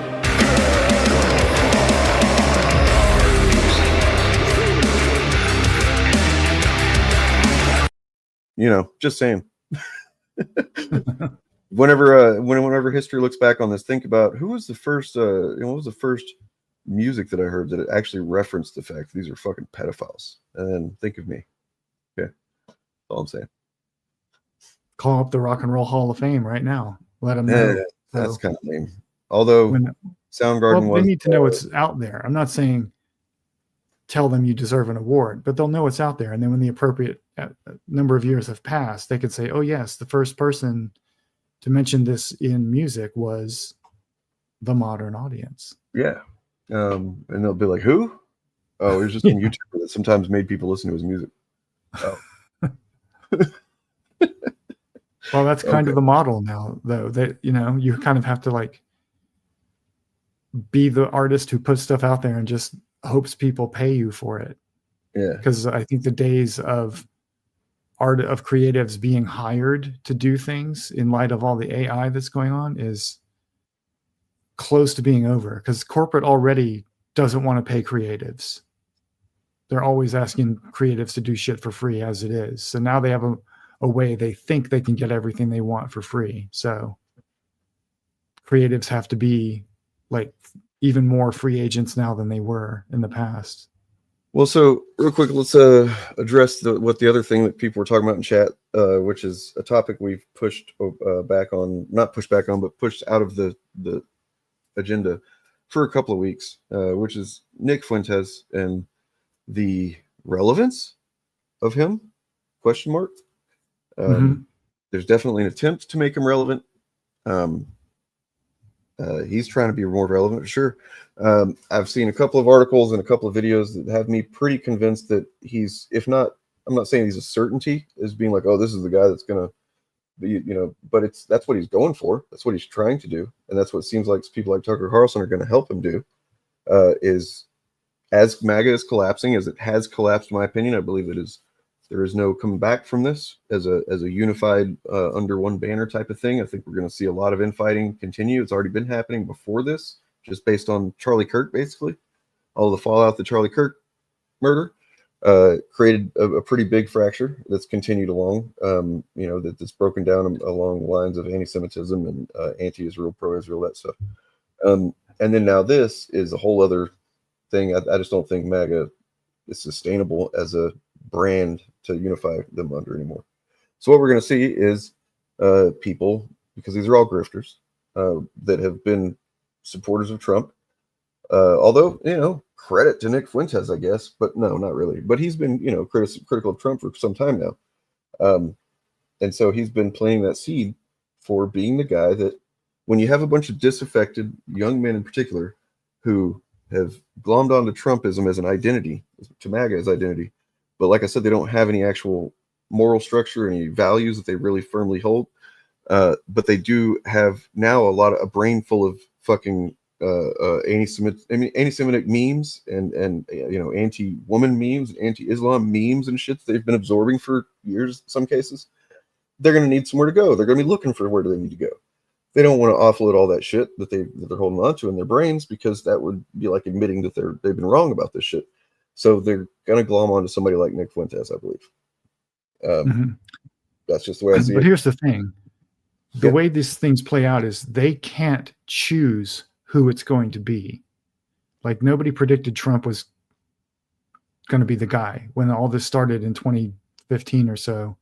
Trump was not the guy that anyone on the right was grooming to rise to power. They were all looking at like Richard Spencer or guys like that. And Trump just came out of nowhere. So with MAGA collapsing and all the like Tucker Carlson's and all these guys trying to pick who the next leader is going to be, it won't be any of the people they're trying to pick. It's going to be somebody we haven't heard of yet, if it's anyone at all. Question. Why wouldn't it be? It could be, because I think there's a good chance Tucker decides he's already decided maybe that he wants to run for office. He's not going to just sit idly by and be the alternative to Fox News that he's trying to be lately. This guy's got ambitions. I mean, God damn it, he was born under the Swanson family with the Swanson fucking family fortune. He's destined for greatness. Yeah, it's So let's look at it like this. What would Tucker Carlson's ideal scenario be in 5-10 years? He might probably see himself as president. And then what would he be doing with Nick Fuentes if he's trying to help ingratiate Nick Fuentes with mainstream? Well, maybe Nick Fuentes would be, in his cabinet, and his following would be kind of added to whatever Tucker wants to build, right? But it does seem to be that some of these people have a mind for post-Trump. And whatever the shape that takes, we need to just kind of pay attention to it, I think, because they all probably see themselves as the head of whatever the post-Trump thing is. But like you said, they can't really decide that on their own. That's just going to be what people latch onto, and who's the best grifter, I guess. I don't know. We know for sure there will be a leader emerging from all of this on the right. It's just that it's not anybody we think it's going to be. It is someone none of us have ever heard of, or most of us have never heard of, and it will be someone that takes everyone else by surprise.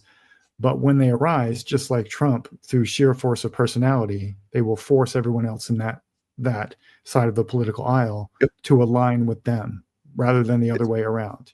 It's important to remember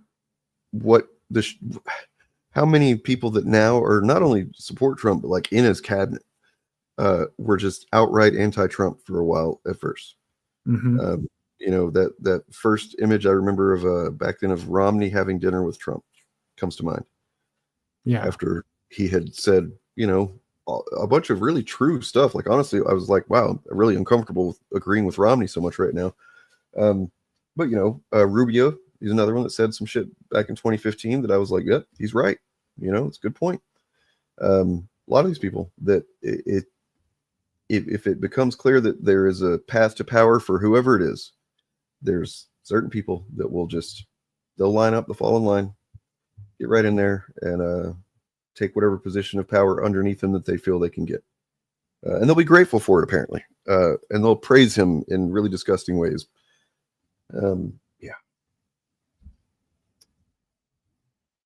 I mean, definitely one billionaire in particular, right? Yeah, that was the other one. Fuck it. Holy shit. God damn. Well, J.D. Vance said that Trump was Hitler, literally. Yeah. And then he became his vice president, right? So they're all craven. They're all without... Like, I don't know, maybe one or more of them said he would be the death of the Republican Party. And in that case, I hope that's true. If Democrats play it wrong, that might not be true.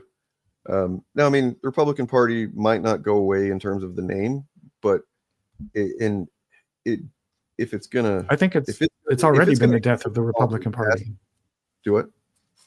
It's already been the death of the Republican Party. They still call themselves Republicans, but they're not the this is not your granddaddy's Republican Party. Right. I did a whole stream about this a couple of weeks ago where basically I made the point that they're generally just grifters or libertarians that have, ingratiated the same way they project all the time. They've projected that the radical left has taken over the Democrat Party, which has not happened at all to any degree at all. They look at AOC as being like this, super far left or whatever. She's like got as much power as any congresswoman has. But that has happened on the right, where the radical fringes, the libertarians, people who want to see the dissolution of things like, federal power, period. They don't want the feds to have any power. They brought in people that hate the power that they have and want to use it and discharge it to all kinds of selfish and crazy degrees, and then destroy it. As I say, just like Thanos, they want to use the stones to destroy the stones. And yeah, it's important though not to convince ourselves that any of this is inevitable, right?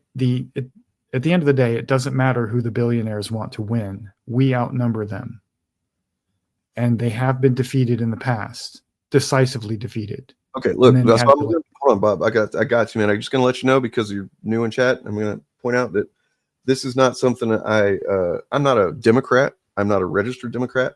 But I will say that if you are going to equivocate between these two parties at this point, I question your judgment and and that you have an agenda that I don't like, because there's only one party that's been, trying to cover up the Epstein files coming out.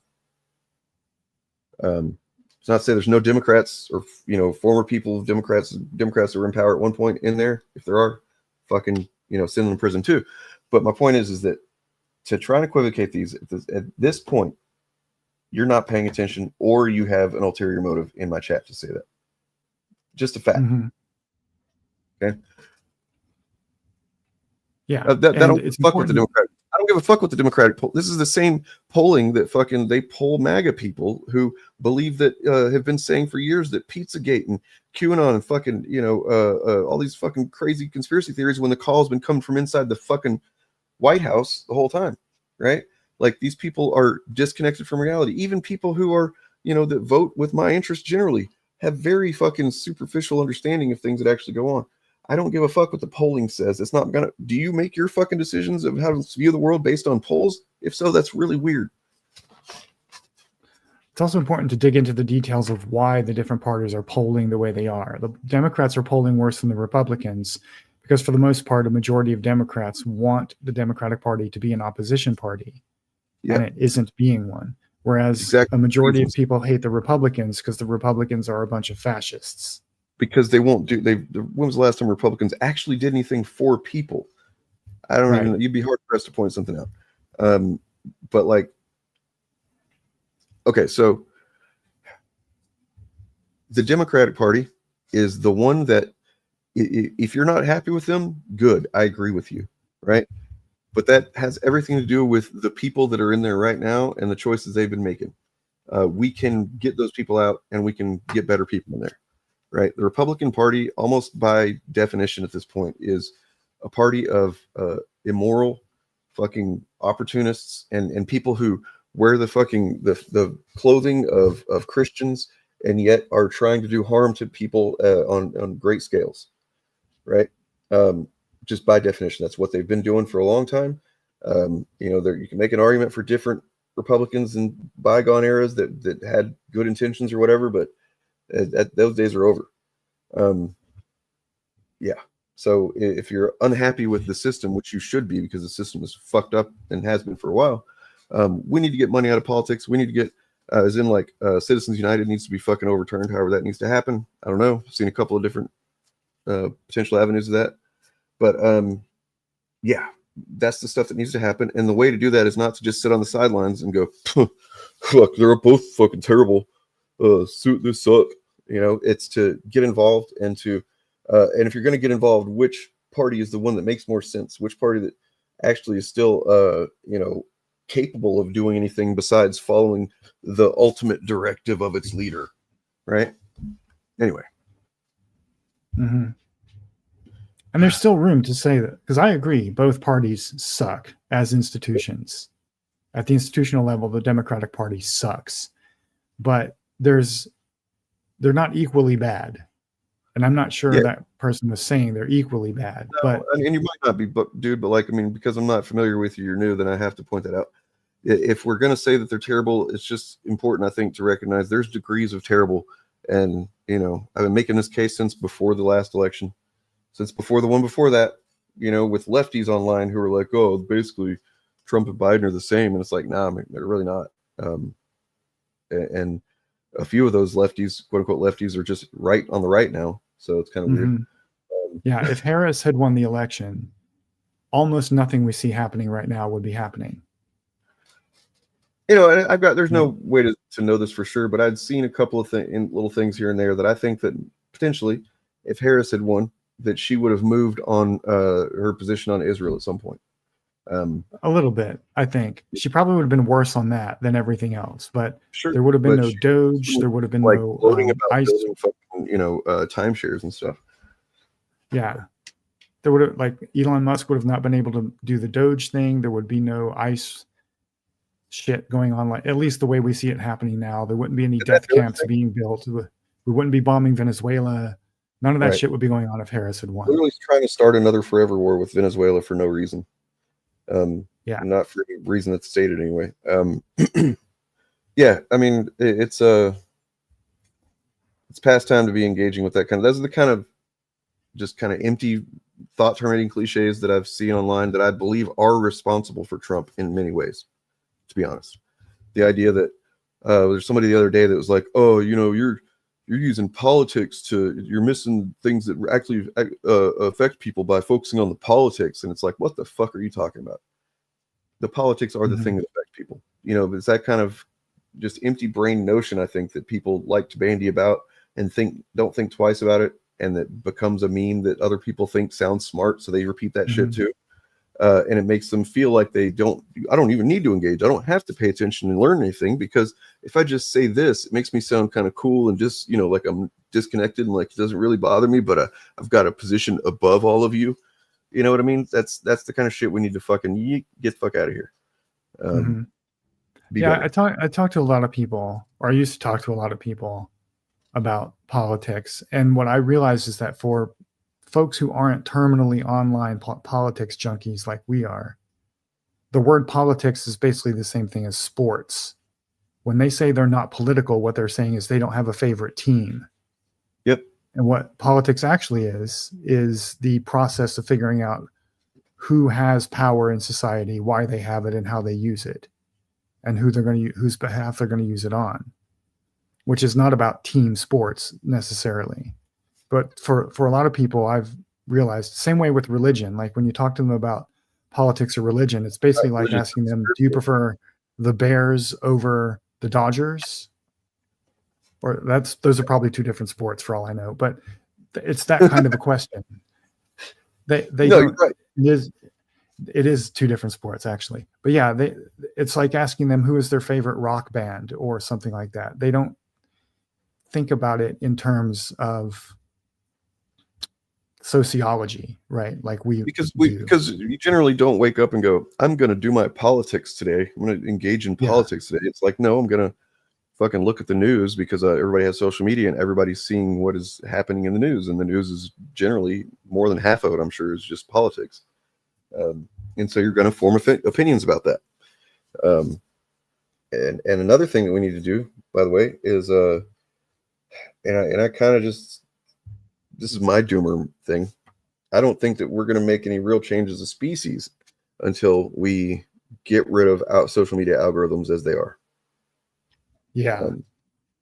Because unfortunately, I think, the people are too many people are not capable of critical thought in a way that helps them parse a lot of the shit that they see. Not just mission, but even people that are capable of it can still get overwhelmed by algorithmic bullshit and, led down a wrong path and a harmful path, or even just a distracting path that doesn't allow them to engage with the world in a way that, is beneficial. Yeah. But I have this. See, CoffeeZilla covered the Trump thing. You ever watch him, CoffeeZilla? Does not ring a bell. Oh, I mean, he generally goes after, he does like scams and stuff. Like, so he's covered a lot of crypto shit. Like when the Hawk Tua girl did her scam crypto coin or whatever. But An Epstein investigation. This is brand new. We're going to go through it because previously they said we didn't have enough evidence. This all got started 2 days ago when House Democrats released 3 emails that seemed to implicate Trump. The GOP responded by releasing 20,000 emails, saying that those 3 emails were cherry-picked and misleading, specifically in relation to Virginia Giuffre, who never accused Trump of wrongdoing. However, he's a pretty big YouTuber, man. I'm kind of surprised that nobody told him that he seems to be on fire in this video.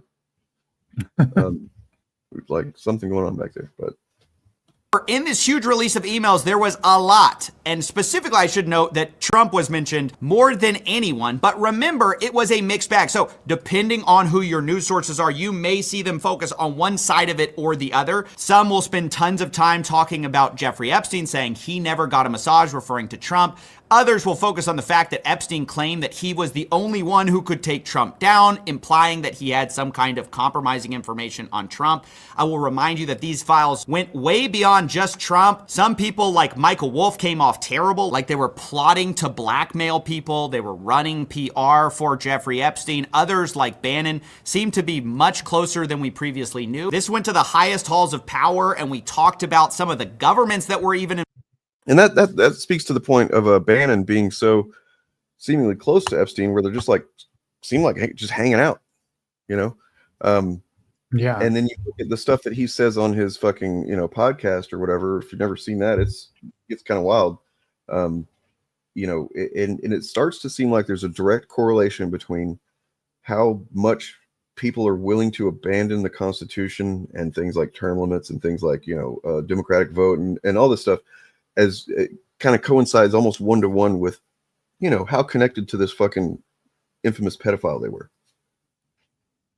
Yeah, I think Bannon has said in the past that Bannon has hours and hours of footage of him talking to, or audio of him talking with Epstein, because he was planning on doing a documentary about Epstein at one point or something. And he just ultimately chose not to for mysterious reasons. Yeah. Well, he got a little busy. He did manage to successfully grift the entire country twice. Yeah. Involved, but today I just want to focus on everything that led up to now there being an investigation into the Epstein files, because previously the DOJ has said there was no evidence to do this, which is, and there's just the reason I wanted to show this, because there's actually a supercut that's pretty enlightening to see all in back to back in a second. So what's really weird about all of this, remember the flip-flopping that's been going on over and over. I'm going to put a few clips here just to show you how much things have changed over the days, weeks, and months leading up to this. You say that the FBI has Epstein's list. They're sitting on it. Why is the FBI protecting the greatest in human history? Simple, because of who's on that list. There are a lot of people who are knee-deep in the Washington swamp who are not telling you the truth. Seriously, we need to release the Epstein list. The DOJ may be releasing the list of Jeffrey Epstein's clients? Will that really happen? It's sitting on my desk right now to review. A lot of people are wondering, because you said last week that you have the Epstein files on your desk, is when can we see them and what's taking so long to release them? Breaking news right now, you're going to see some Epstein information being released. I'm not going to withhold information from the American public ever, but I'm also not going to rush to get it out there in a format in which they can't rely on it. Just a sidebar here. Yeah, he's not going to rush to get information out there. Or you mean like in the immediate aftermath of Charlie Kirk's murder? These people couldn't be more cartoonishly fucking bad at being evil sometimes. Just like everything that they say, there's like, oh, there's a moment for that, Yeah. And this becomes so clear now. It was obvious when they did it what they were trying to do, but it's so very damn clear now that them saying that and then releasing this footage at the same time was them going, like you can just picture them going, all right, that should be enough of that. No more of that Epstein thing. That's going away. We put that to bed. You know what I mean? Overnight, the FBI and Justice Department releasing 11 hours of footage they say helps confirm notorious financier Jeffrey Epstein died by suicide in his Manhattan jail cell in 2019. But perhaps the biggest bombshell, investigators say they found no incriminating client list of Epstein's, no credible evidence that Epstein... let's just release the footage of the camera or whatever where he died, and then just also say that he killed himself. We'll just tell him no, we were wrong. He did kill himself, and also there was no list. Apparently, that's enough of that. You guys be cool with that. And also the footage they Go ahead. What? I was going to say that I think released? that got them that really fucked them is the hubris with thinking that they could that their base was the people that really did want the Epstein files released were that stupid. And apparently, at least in this regard, they were maybe more suspicious than they were stupid. I don't know. And the footage they released of the jail cell was edited with watermarks from Adobe. I think from Adobe. Yeah, from Adobe. Because I remember thinking that's what I use. Yeah, and you can read that one of two ways. Either they're incompetent buffoons, or someone on the inside is engaging in malicious compliance and left those clues there on purpose for the media to find. Oh, yeah. I mean, either one could be.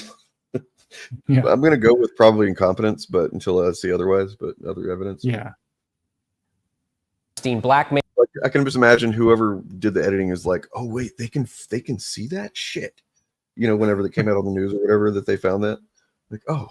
I didn't know that. Prominent individuals and no evidence that could predicate an investigation against uncharged third parties. That's right. First, it was a Democrat cover-up. Then they reviewed the files. They found Trump's name in a few of them. Then they said it was a Democrat hoax. They said there's nothing to release here. Jeffrey Epstein was a soul trafficker to himself. And they released a memo basically saying there's nothing to see here. They said specifically, we did not uncover evidence that could predicate an investigation against uncharged third parties, and that it did not expose any additional third parties to allegations of illegal wrongdoing. And yet now we are investigating people. So what has flip-flopped us yet again? Well, after this email release, the president has been acting really weird. First, he personally called Rep. Lauren Boebert, urging her to withdraw support for a bill releasing the Epstein files.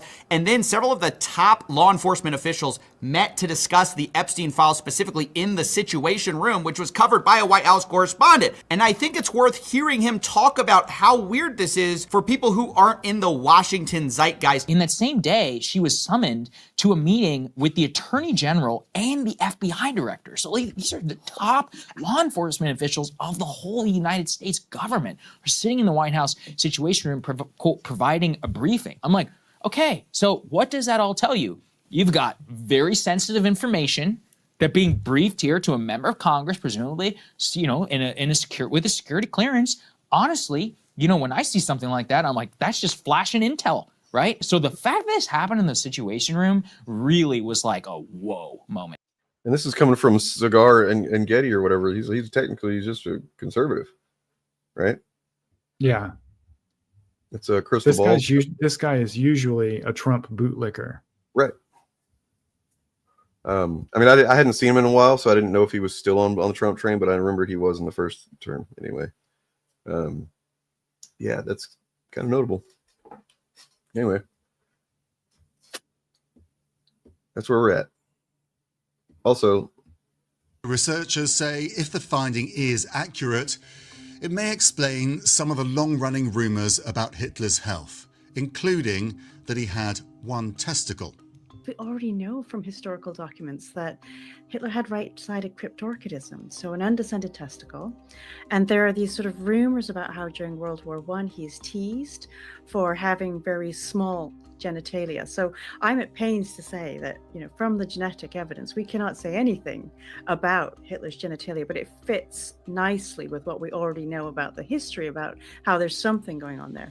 Researchers say there's not enough detail to evaluate the claims.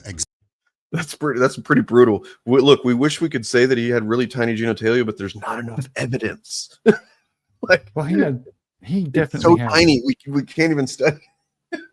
He definitely had small dick energy, though. Yeah, sure.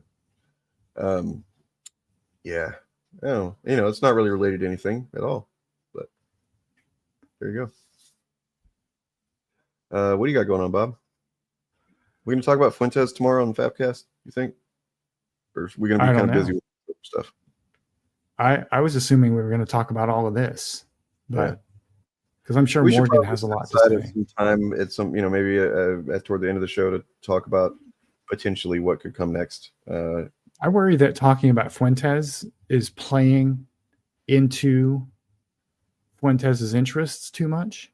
I mean, I would 'Cause agree with I'm you, not- but also you got to remember, you got to keep in mind the reality of our platform size here is that if we're Yeah. talking about it, it's not doing any damage or good compared to True. what many others talking about him has already done. That's true. I'm just not convinced that he is the threat he's being made out to be. You're right, but I mean, the point is, could be. there is a threat. There is a threat. Whether or not he's the one at the head of it is, I think, the thing that is we need to be, what we're saying earlier, basically, is that Yeah. there are going to be a lot of people, potentially very soon, who are going to be pretty disaffected by Trump after having been very loyal to him for years, potentially, or even people that have only just joined on last term or whatever. Who knows? Mhm. And I don't know that they're just going to. They may abandon Trump. They may abandon MAGA. It's a different story, than just abandoning all of the crap that their head is full of right now. And the crap that their heads are full of is a lot of contradictory bullshit, bigotry, Mhm. Anti-feminism, anti-woman, anti-social shit that can easily be harnessed by the right/wrong person Mhm. to some pretty fucked up ends. I mean, speaking of Bannon, he famously admitted to having, said, hey, all these Gamergate guys, I could kind of steer them in the direction I want. And he built MAGA on that shit. Right. But it's important to remember that MAGA and Trump voters, although there is some overlap of those Venn diagrams, are not actually the same population of people by and large. Most people who voted for Trump are not MAGA. They're not in the ideological sense. They're just normies who voted on vibes, like most voters do in every election. And I gotta ask you, those people, if those people abandon him, they're not necessarily going to step up for whoever replaces him at the head of MAGA. why did the he doesn't vetting give them the process same not vibes. stop any of the people that are currently in power, man? If the vetting process was anything that, as it is, that we can take seriously, I think that's one thing that has to be, rethought along with many other structures that we've taken for granted. It's like, I mean, you got Kash Patel, who, I think he was on several different QAnon and straight up anti, or I think in one case, white nationalist podcast a few times prior to being, vetted. He was vetted. They just lie. Mhm. And they just, in some cases, people don't even seem to care if you have the vetting. If the vetting is being done by Republicans, the Republicans have shown they're more than willing to just whatever we got to do to have power, man. We don't care. Yeah, and that's it also depends what we think Nick Fuentes's goal is. If his goal is political power, I agree he won't survive vetting because there's a lot of gay rumors around him, and that is radioactive for his crowd. They hate gay people more than they hate pedophiles, although they think all gay people are pedophiles. But if there's a hint that he's gay, he's done. He'll never get political power. But if his goal is just to be an influencer, then yeah, he's already been vetted. So have they just not seen the old clips of him and that cat boy? Because I feel like enough to raise suspicion for these homophobes to but I guess they just haven't seen him, because I remember seeing it and being like, wow, this looks pretty fucking gay, man. Like I mean, it's the gayest something could look without being gay sex, basically. It's two twink guys. One of them's literally a cat boy wearing cat ears and kind of dressed in all slinky and stuff, and they're going doing arcade games and kind of running around taking cute videos that look like they belong on an Instagram reel of two lovers. Seem pretty gay. But no, it wasn't disqualifying for Milo, because Milo said they would say the right things. He's Milo also wasn't seeking political office, though. It's true. And but think about this, man. The thing that did, and this shows how far the Republican Party's fallen in just this amount of time, they did kick him to the curb at the moment that he said something that was essentially endorsing pedophilia. pedophilia of boys, right? Oh, so right. When I said that they hate homosexuals more than they hate pedophiles, what I meant is they accept pedophilia if it's a man and a girl. They think that is normal. They don't think that is pedophilia, even though they'll So pretend like they do. Does something with a younger student, they're like, yeah, Yeah, but what Milo Yiannopoulos admitted to was, or endorsed, was pedophilia between a man and a boy, and that to them is gay. They hated that because it was gay, not because it was pedophilia in and of itself. True. I agree. Yeah. All right. If Milo had said that it's normal for teenage girls to have an older man initiate them into the sexual life, they would have been 100% okay with that. Yeah. Fair enough. Also, there was a pretty critical moment for them too. That was like right after Trump won, I think. And I think they were trying to, at that point, still pretend like they were going to be a above the board administration and movement to a degree. They hadn't really, just been comfortable taking their masks off to the way they have in the last few years. Right. And that could blow up in their face, right? Because what I think a lot of people don't realize is that most people who voted for Trump do not consider themselves to be racists and are disgusted by overt displays of racism, right? So that doesn't mean that they support like things like DEI or progressive racial policy. It doesn't even mean they're not racist. It just means that they don't see themselves as racist and they don't want to be seen associated with something that's overtly racist. Correct. Yeah. So if somebody says the quiet part out loud, it might actually hurt them with those people, not garner their support. Because those people don't want to be reminded, number one, of what they actually are, and number two, they don't want the rest of the world to know what they actually are. They're abandoning. We'll definitely have to talk about Ben Shapiro on Sunday because it's almost kind of sad, but not really, to see him just kind of. He's basically becoming a woke scold as he loses popularity. It's just like, he's a real mean guy. He said mean things about Jews. And they're like, oh, Ben, what are you doing? No, you've always been the one that's like, oh, the left's too woke, blah, blah, blah. They're canceling everybody. Now how far are you falling, sir? I mean, the fact is he's right. Everything he's saying about Nick Fuentes and the things Candace Owens been doing and stuff, he's right.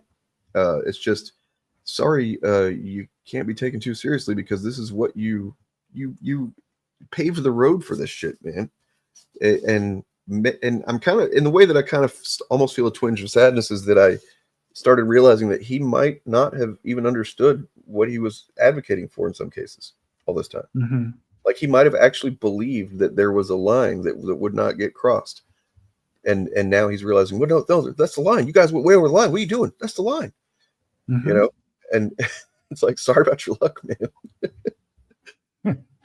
Yeah, he made the mistake of thinking that white evangelical Christian Zionists love Israel because they love Jews. Right. When it turns out they support Israel because they hate Jews. They want all the Jews to leave and go to Israel because they don't want Jews around them. And then when that happens, Jesus will come and slaughter all the Jews, except for a select number who will convert. And then there will be no more Jews left in the world. That's the vision. He failed to understand how thoroughly they hate Jews at all. Yes. He oh man, couldn't see the forest for the anti-Semitism. But anyway, I got this from Heather Cox Richardson, a discussion she was having recently that I think it's worth a bit of engaging in some hopium right now. I try not to do that recklessly, but one of the things that really jumps out to me about this moment in American history, and certainly about what happened last night, is the degree to which it has been shaped by ordinary Americans recognizing that they do have agency to shape their future. If you were going to advise people what they should be doing to create a more just economic system or anything that you think is important, what would you suggest that they do? I think they've been advising us in Congress to fight harder and speak more boldly. I mean, they're the ones out marching people in the No Kings rallies. They're the ones who are coming to the town halls. They're the ones who are organizing in congressional districts. They're the ones who are speaking out on social media. You know, the part that I thought was the most discouraging of the Democratic Party was after we lost a close election, we went into this mode of defeatism and doom, where initially the idea was, well, let's just be acquiesce to the Lake and Raleigh Act and deportation without due process, and throw the trans community under the bus, and morph ourselves into a Trumpism light. But our base of citizens said, no, that's not America. We are going to march. We are going to push forward. And I think the Democratic Party has to say, we are going to get to the other side of a multiracial democracy. That the challenges we face are tough, but they're not as tough as scaling the cliffs of Normandy or being beaten on the Edmund Pettus Bridge or facing what my grandfather did, which was 4 years in a British prison fighting colonialism. That we have an inheritance of freedom movements, perhaps more than any generation, and that building a multiracial democracy is never going to be easy, but we're on the march and we're going to do it, and our generation is going to do it, and we're going to do it together on our values. And it always is darkest in American history before the dawn. After Jim Crow, we had civil rights. After the Hoover collapse, we had the New Deal. After the Civil War, we had the 13th, 14th, 15th Amendment. I fundamentally believe after Trumpism, we're going to have a progressive era in this country. Amen. I think the same thing. He's making some good points. I mean, you could kind of quibble with the idea that, like, well, after the Civil War, yeah, we got those amendments, but we had a very failed and corrupted, kind of Reconstruction process that was very much, kind of. But I think people, by white supremacists. I think people don't realize how close we came during Reconstruction to being a genuine multiracial democracy. Right. We came extremely. I didn't learn about that until a couple of years ago, and it fucking upset me to learn how what was going on. Yeah. And that's why the backlash to the Reconstruction was so powerful. But we came really, really close. It's amazing when you go back and read, and frustrating, like you said, because if you go back and read just how far and how quickly we were moving forward, and then it was all taken away, it will infuriate you even more. But it's also there were black representatives during Reconstruction, in the immediate aftermath of the Civil War. That's fucking insane and awesome to think about, but then just immediately frustrating as well. And then of course you learn about Black Wall Street and how that was it becomes clear that racism is a real thing, and anybody that's at this point, anybody that wants to say it's not, or that black people have the same rights and opportunities as anybody else, is just functionally not. Maybe they're worth educating if they seem open to it, but generally I wouldn't try at this point. There's been more than enough opportunity to learn. I've talked before. One of my first videos, still my biggest video, my HBO's Washington video, I talked about my the beliefs I held just based on where I grew up, and kind of what I was exposed to, and being kind of racist just by default, and then learning better. And I don't know if we just need to get there, because a lot of it's going to turn out when history looks back on it, it's going to turn out to have just been a waiting game. Like the promise of what we came close to achieving in Reconstruction will come to fruition, because eventually a majority of people in America will not be white. And that day is closer than it's getting closer every year. And when that day finally comes, that's what they're latching out about now, right?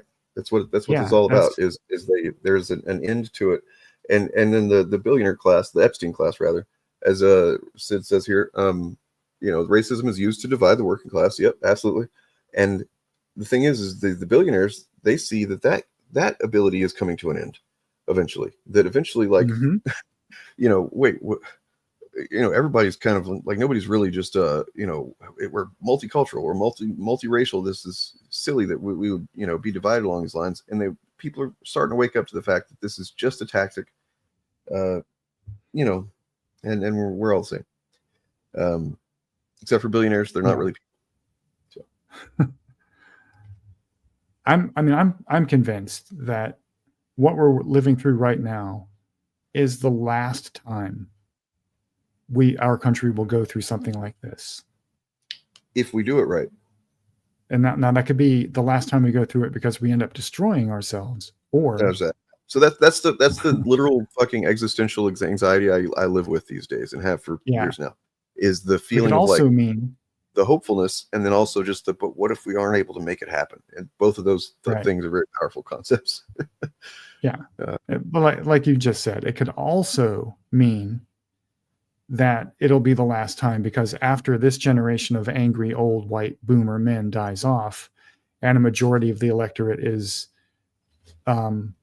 minorities, we have a majority country, and the energy that was harnessed in the Reconstruction and the civil rights movement is now the cultural zeitgeist and the political mainstream, then multi-racial democracy will finally be a thing. And we won't ever have to go through any of this again, because white people will have a welcome place in that society, just like everyone else does, instead of trying to force themselves to be on top. So they'll lose the need to feel like they need to be on top. I know the channel's called Actual Fan, and believe me, I showing that intro that I showed today, I haven't showed it in a while. And it's just like, I'm like, man, I made this whenever the channel was really focused on fandom stuff all the time. And it just, I don't want to say how far I've fallen, and I'll say this, I have lost subscribers for sure, because I focus on the stuff that I focus on so much on this channel. And I'm okay with that. I've lost, even, I don't make a lot of money on the channel anyway, but I've lost some. And those are choices that I've made because, I cannot constitutionally do something just for a few more subscribers, or not do something that I believe needs to be done, which is use my small platform as much as possible to talk about the things that I think are important. So that being said, I do want to try to find a way to balance the content a little bit more. If that means making another channel, then I just need to go ahead and pull the trigger on doing that. I actually already got another channel. I just haven't done anything with it yet. I haven't told anybody about it. Because I want to be, I guess, smart about how I do that. But anyway, yeah, go watch a Chud video getting dunked on or whatever, because then, it's important not to get too depressed and too into this stuff, the depressing parts. But I mean, I was trying to give you some hope, man. Like, it's all how you see the moment, right? We have an opportunity to recognize what's happening and then do something about it. Which is what I hope I'm doing a little bit to some degree with my channel. And I'm sure Bob feels the same way about his. And, just try to be some small part of a great change that is occurring, just kind of by the very nature of the world existing. And the thing that is the aberrant thing, the thing that is unnatural, is what's happening from the right. It's not natural to be as hateful. It's maybe a fortunate byproduct of kind of tribalism that people can end up having hateful views and stuff, but that stuff is being exacerbated. Instead of using the internet showing people, oh wait, we have so much in common with these people of different cultures and blah blah blah. They're these fucking grifters and opportunists that are using the internet for the opposite purpose, to kind of drive, pound fault lines and drive these wedges between people, because it just benefits them to do that. And blah, blah, blah, blah. And then, hopeful message. Okay. So.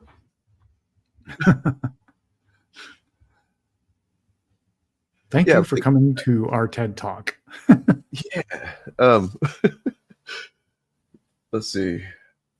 I have something that maybe will make you feel better somewhere. Let me find it.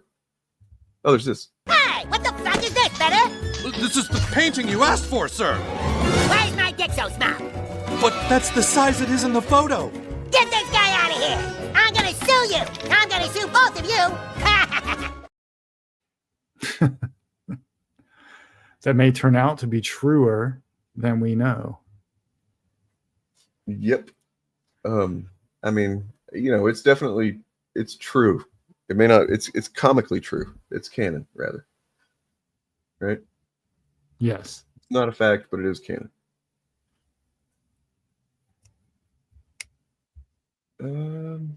Let's see. Oh, I did want to point out one thing when you were talking about the Epstein case earlier. Trump just opened or just said that he's directing the DOJ to investigate the involvement of Democrats. So he did that because that makes it an open investigation, and therefore the files don't have to be released. Yeah. Yeah. Was that supposed to make us feel better, Bob? Because no, I feel worse now. I just want to make you aware that that's going on. So yes, I meant to say that earlier, but yeah. What should give us hope is that I think Trump now, for the rest of his presidency, this Bill Clinton rumor thing and all of the Epstein emails are going to hang around his neck like an albatross. He will never be free of it, and he is going to be the butt of comedy about his sexuality and his perversion for the rest of his life, and that's going to drive him insane. Insaner. Yeah, insaner. Yes, crazier. You know, I actually have the perfect thing for some hopium here at the end here. Here's this. My friends, we have toppled a political dynasty.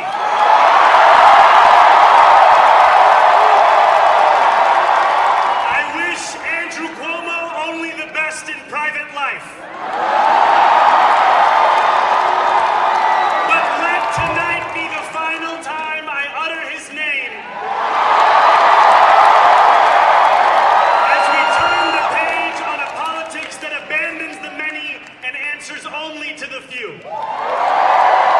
Here, we believe in standing up for those we love. Whether you are an immigrant, a member of the trans community, one of the many black women that Donald Trump has fired from a federal job, a single mom still waiting for the cost of groceries to go down, or anyone else with their back against the wall, your struggle is ours too. And we will build a city hall that stands steadfast alongside Jewish New Yorkers and does not waver in the fight against the scourge of anti-Semitism. Where the more than 1 million Muslims know that they belong. Not just in the 5 boroughs of this city, but in the halls of power. No more will New York be a city where you can traffic in Islamophobia and win an election. Together, we will usher in a generation of change. And if we embrace this brave new course, rather than fleeing from it, we can respond to oligarchy and authoritarianism with the strength it fears, not the appeasement it craves.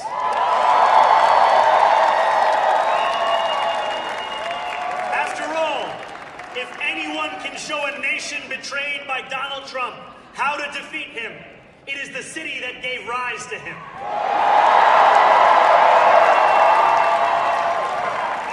And if there is any way to terrify a despot, it is by dismantling the very conditions that allowed him to accumulate power. This is not only how we stop Trump, it's how we stop the next one.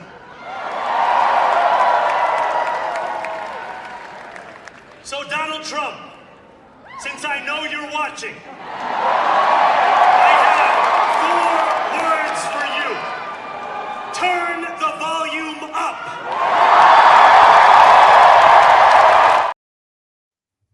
And I have 4 words for Trump too. You sucked Clinton's dick. Sorry. Yeah. Yeah, no, that's we have some Bubba flavored coffee for you, sir. Yeah. Some Bubba flavored coffee for you, sir. Oh God, kafifi. Oh, simpler times. All right. Well, yep. With that in mind, subscribe to Bobby the Old Ways. he is Bob with the Old Ways. You can subscribe to him on YouTube and watch his videos that are good. Indeed, could not have said it better myself. There you go. I didn't want to look. I don't like giving people the hard sell, but I had to. So deal with it. One more thing. That speech you just played. One of the biggest big balls energy things he did in that speech was quoted Mario Cuomo. Yeah, no. Did you see whenever it seemed like somebody on Chris Cuomo's show doesn't like him? Did you see that clip? Yes. Because he was like, he thought that they were going to show a clip of him saying something, that he was going to piggyback and say some shit about, but they just showed the clip of him saying that instead. Yeah. It's like, I was like, that's not an accident. That can't be an accident. Somebody did that on purpose, man. And then it just cuts back to Chris Cuomo. And he's just standing there like, so anyway, because he recognized the quote. It's like, oh man, it's fucking funny. Another thing that I was really surprised that he quoted, to be honest, was this. With one of us, you mess with all of us.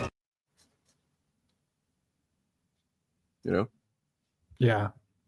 I mean, not literally. It was say that, but he basically he's a New York mayor, and he said, mess with. Yeah, he basically said that. So quoted Spider-Man.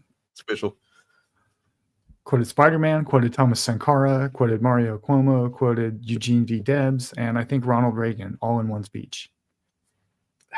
I mean, and what's crazy is that you still have seen people. I saw a girl that lives in New York who is, I guess, from, I think, Arizona, where her dad is a state senator. And she was talking shit on him on a TikTok or whatever, which is pretty funny. And she's like calling him out for saying that, Mamdani's, gonna, it's gonna be bad for all the Jews and blah blah blah. And it's like, he's never said anything against Jewish people, you know what I mean? And he's still not, and he's saying very clearly he's putting Jewish people like almost first whenever he lists people that he's gonna care about, right? Nonetheless, these people just believing whatever they want to believe about this shit, and it just goes to show you can't, in many cases, there's no point in engaging with it. You know what I mean? If it's clear that somebody's going to do these narratives for, to maintain power, to stop someone else that they believe is bad for their power to get in, gaining it, then I don't know. You just need to move past these motherfuckers. That's all I know. I just laugh at all of the people who are thinking that Sharia law is about to be imposed on New York City. Also communism. Also communism. Yes. They're compatible, I think. Yes. I don't know. No, totally it's clear that, like, and we talked about this, I think, a little bit on Fapcast, that these words just are placeholders for evil in their minds. Yeah. They don't want to sound like crazy fucking, the crazy conspiracy minded, paranoid, addled brains that they are. So they just say these other words that they're pretty sure kind of just mean that same thing. It's evil, right? It's just bad. Okay. And that's how you ended up with Cool Girls for Capitalism, where they're like, look, I know it's not ideal to have to vote for somebody that's been accused of sexual assault 13 times. That's not ideal, but like, this is the situation we're in. It's like, yeah. And you're choosing not just to vote for it, but like to literally start a little, club that you can't even, you're the head of, and you can't even say that you were proud to vote for Cuomo. It's like crazy. Right. You could have just quietly voted for Cuomo and not told anybody. You didn't have to start a fan club where you come on and say, we're a fan club and we hate him, but we hate Mamdani more. So darn it. Well, you didn't have to do that. You could have just kept your mouth shut and held your nose, but you had to go and make it everybody else's problem. By the way, this is a funny thing that I saw. I'm going to go ahead and show this. I was going to save it for Sunday, but whatever. This is the guy that researches how many Jews are in things. Oh, hi there. Hi. My name's Aaron Hill, and I'm the guy that researches how many Jews there are in things. You've probably seen some of my work, most notably from when Kanye West shared my Jews in the media spreadsheet, or more recently when the infographic I made also about Jews in the media has been going around. You know, some people's hobbies are video games, other people's hobbies are sports, and my hobby is how many Jews there are in things. Speaking of sports, did you know that the NBA has 14 Jewish owners out of 30 teams? That's pretty weird considering they only make up 2% of the population. Just saying. Whenever I find a Jew, I put a Star of David over their photo to indicate that they are Jewish. Think of it like maybe an armband, but a digital one that I put on there to keep track of them. Some people on the internet call me names or say I'm an anti-Semite because I get some things wrong or am purposely misleading, but I'm not an anti-Semite. I just like to know how many Jews there are in things. And sure, there's some mistakes sometimes, but we all make mistakes. Or sometimes I won't have enough Jews to put on the infographic, so I'll embellish a little bit, like the Jews, and I'll do things like put Steve Jobs on there as a Jew, which is obviously not true, or put Bob Iger of Disney on 12 different times with different versions of his name. It doesn't really matter. People believe it because they're fucking idiots. Take Comcast NBC, for example. They have 186,000 employees, and here I counted 100 Jews working there. Concerning.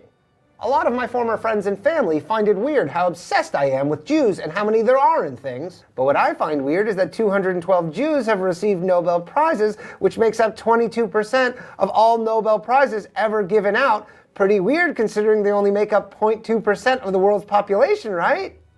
Some people say, what's the big deal that Jews are overrepresented in things? Surely they're underrepresented in other things. Wouldn't it basically make me a communist to want exact representation in all things? But that's not what I want. I just want there to be no Jews in any things. I'm a utopian. Here's another thing I'm working on, the U.S. House of Representatives. There are 25 Jewish members sitting out of 435 possible seats. That makes...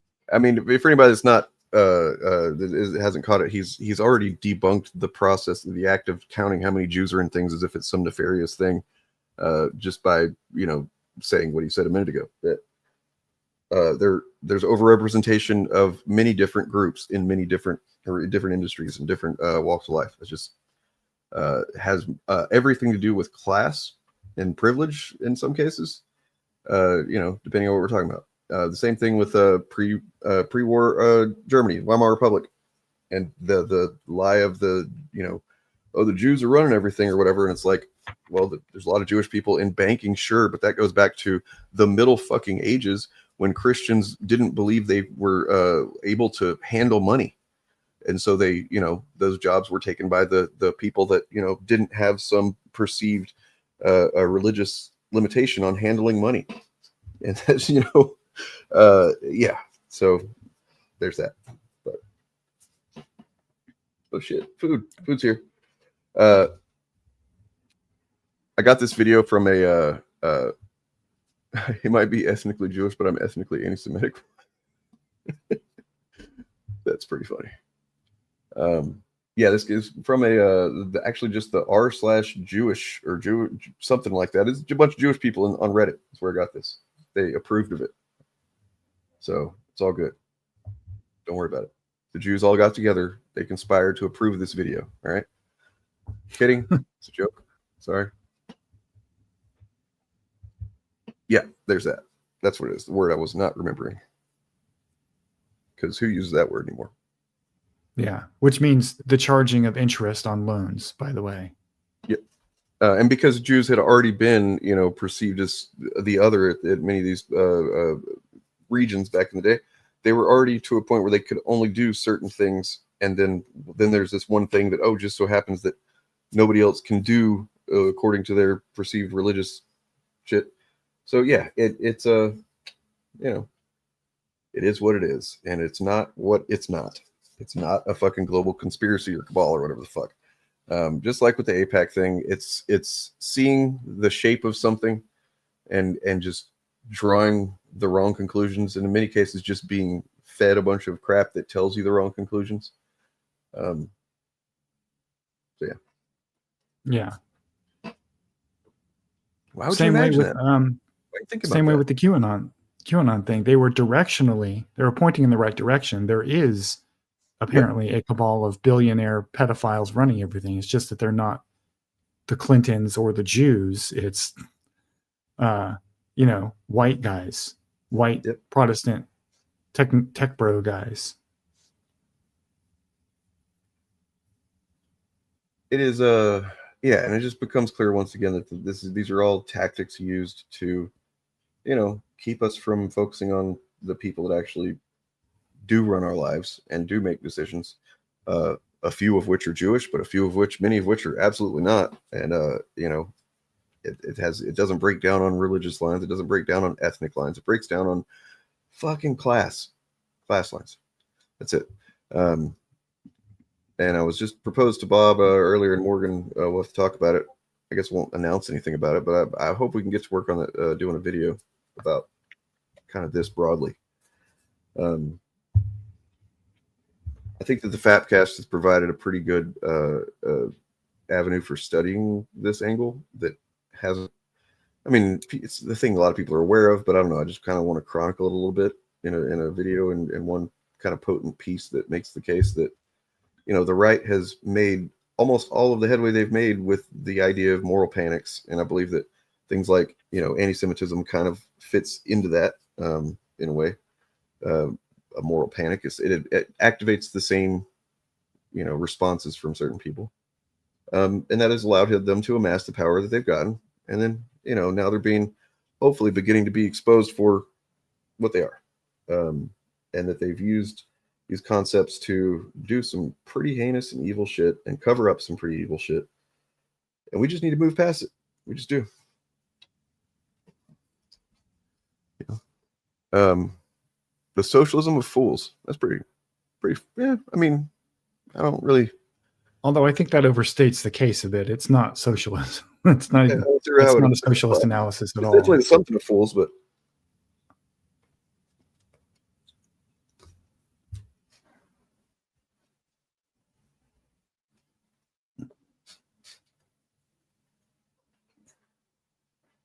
And I hate that movie for that reason too.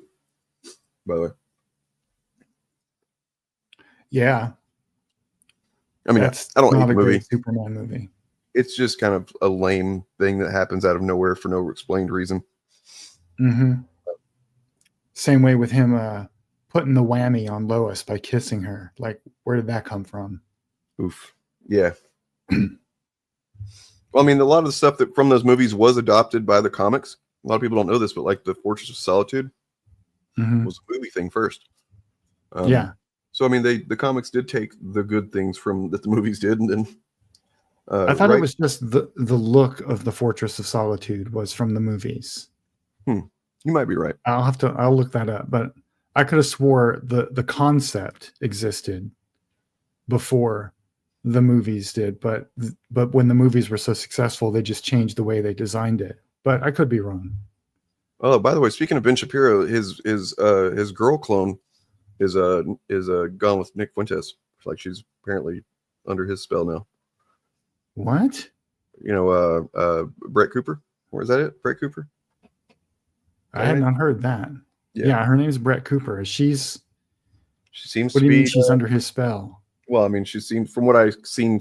I haven't looked into it too deeply at all, but it seems like she's either at least defending him, if not just outright saying that he's based or whatever. I don't know. I can't stand to watch that woman. She's terrible. It was the design. I don't watch her. So there you go. She's defending Tucker.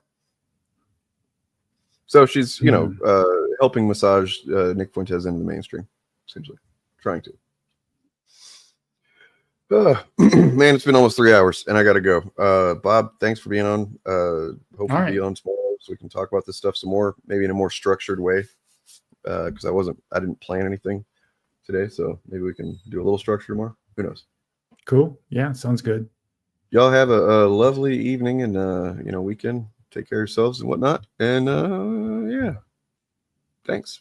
Please like and subscribe. Peace. All that stuff. Ba-na-na-na-na-na.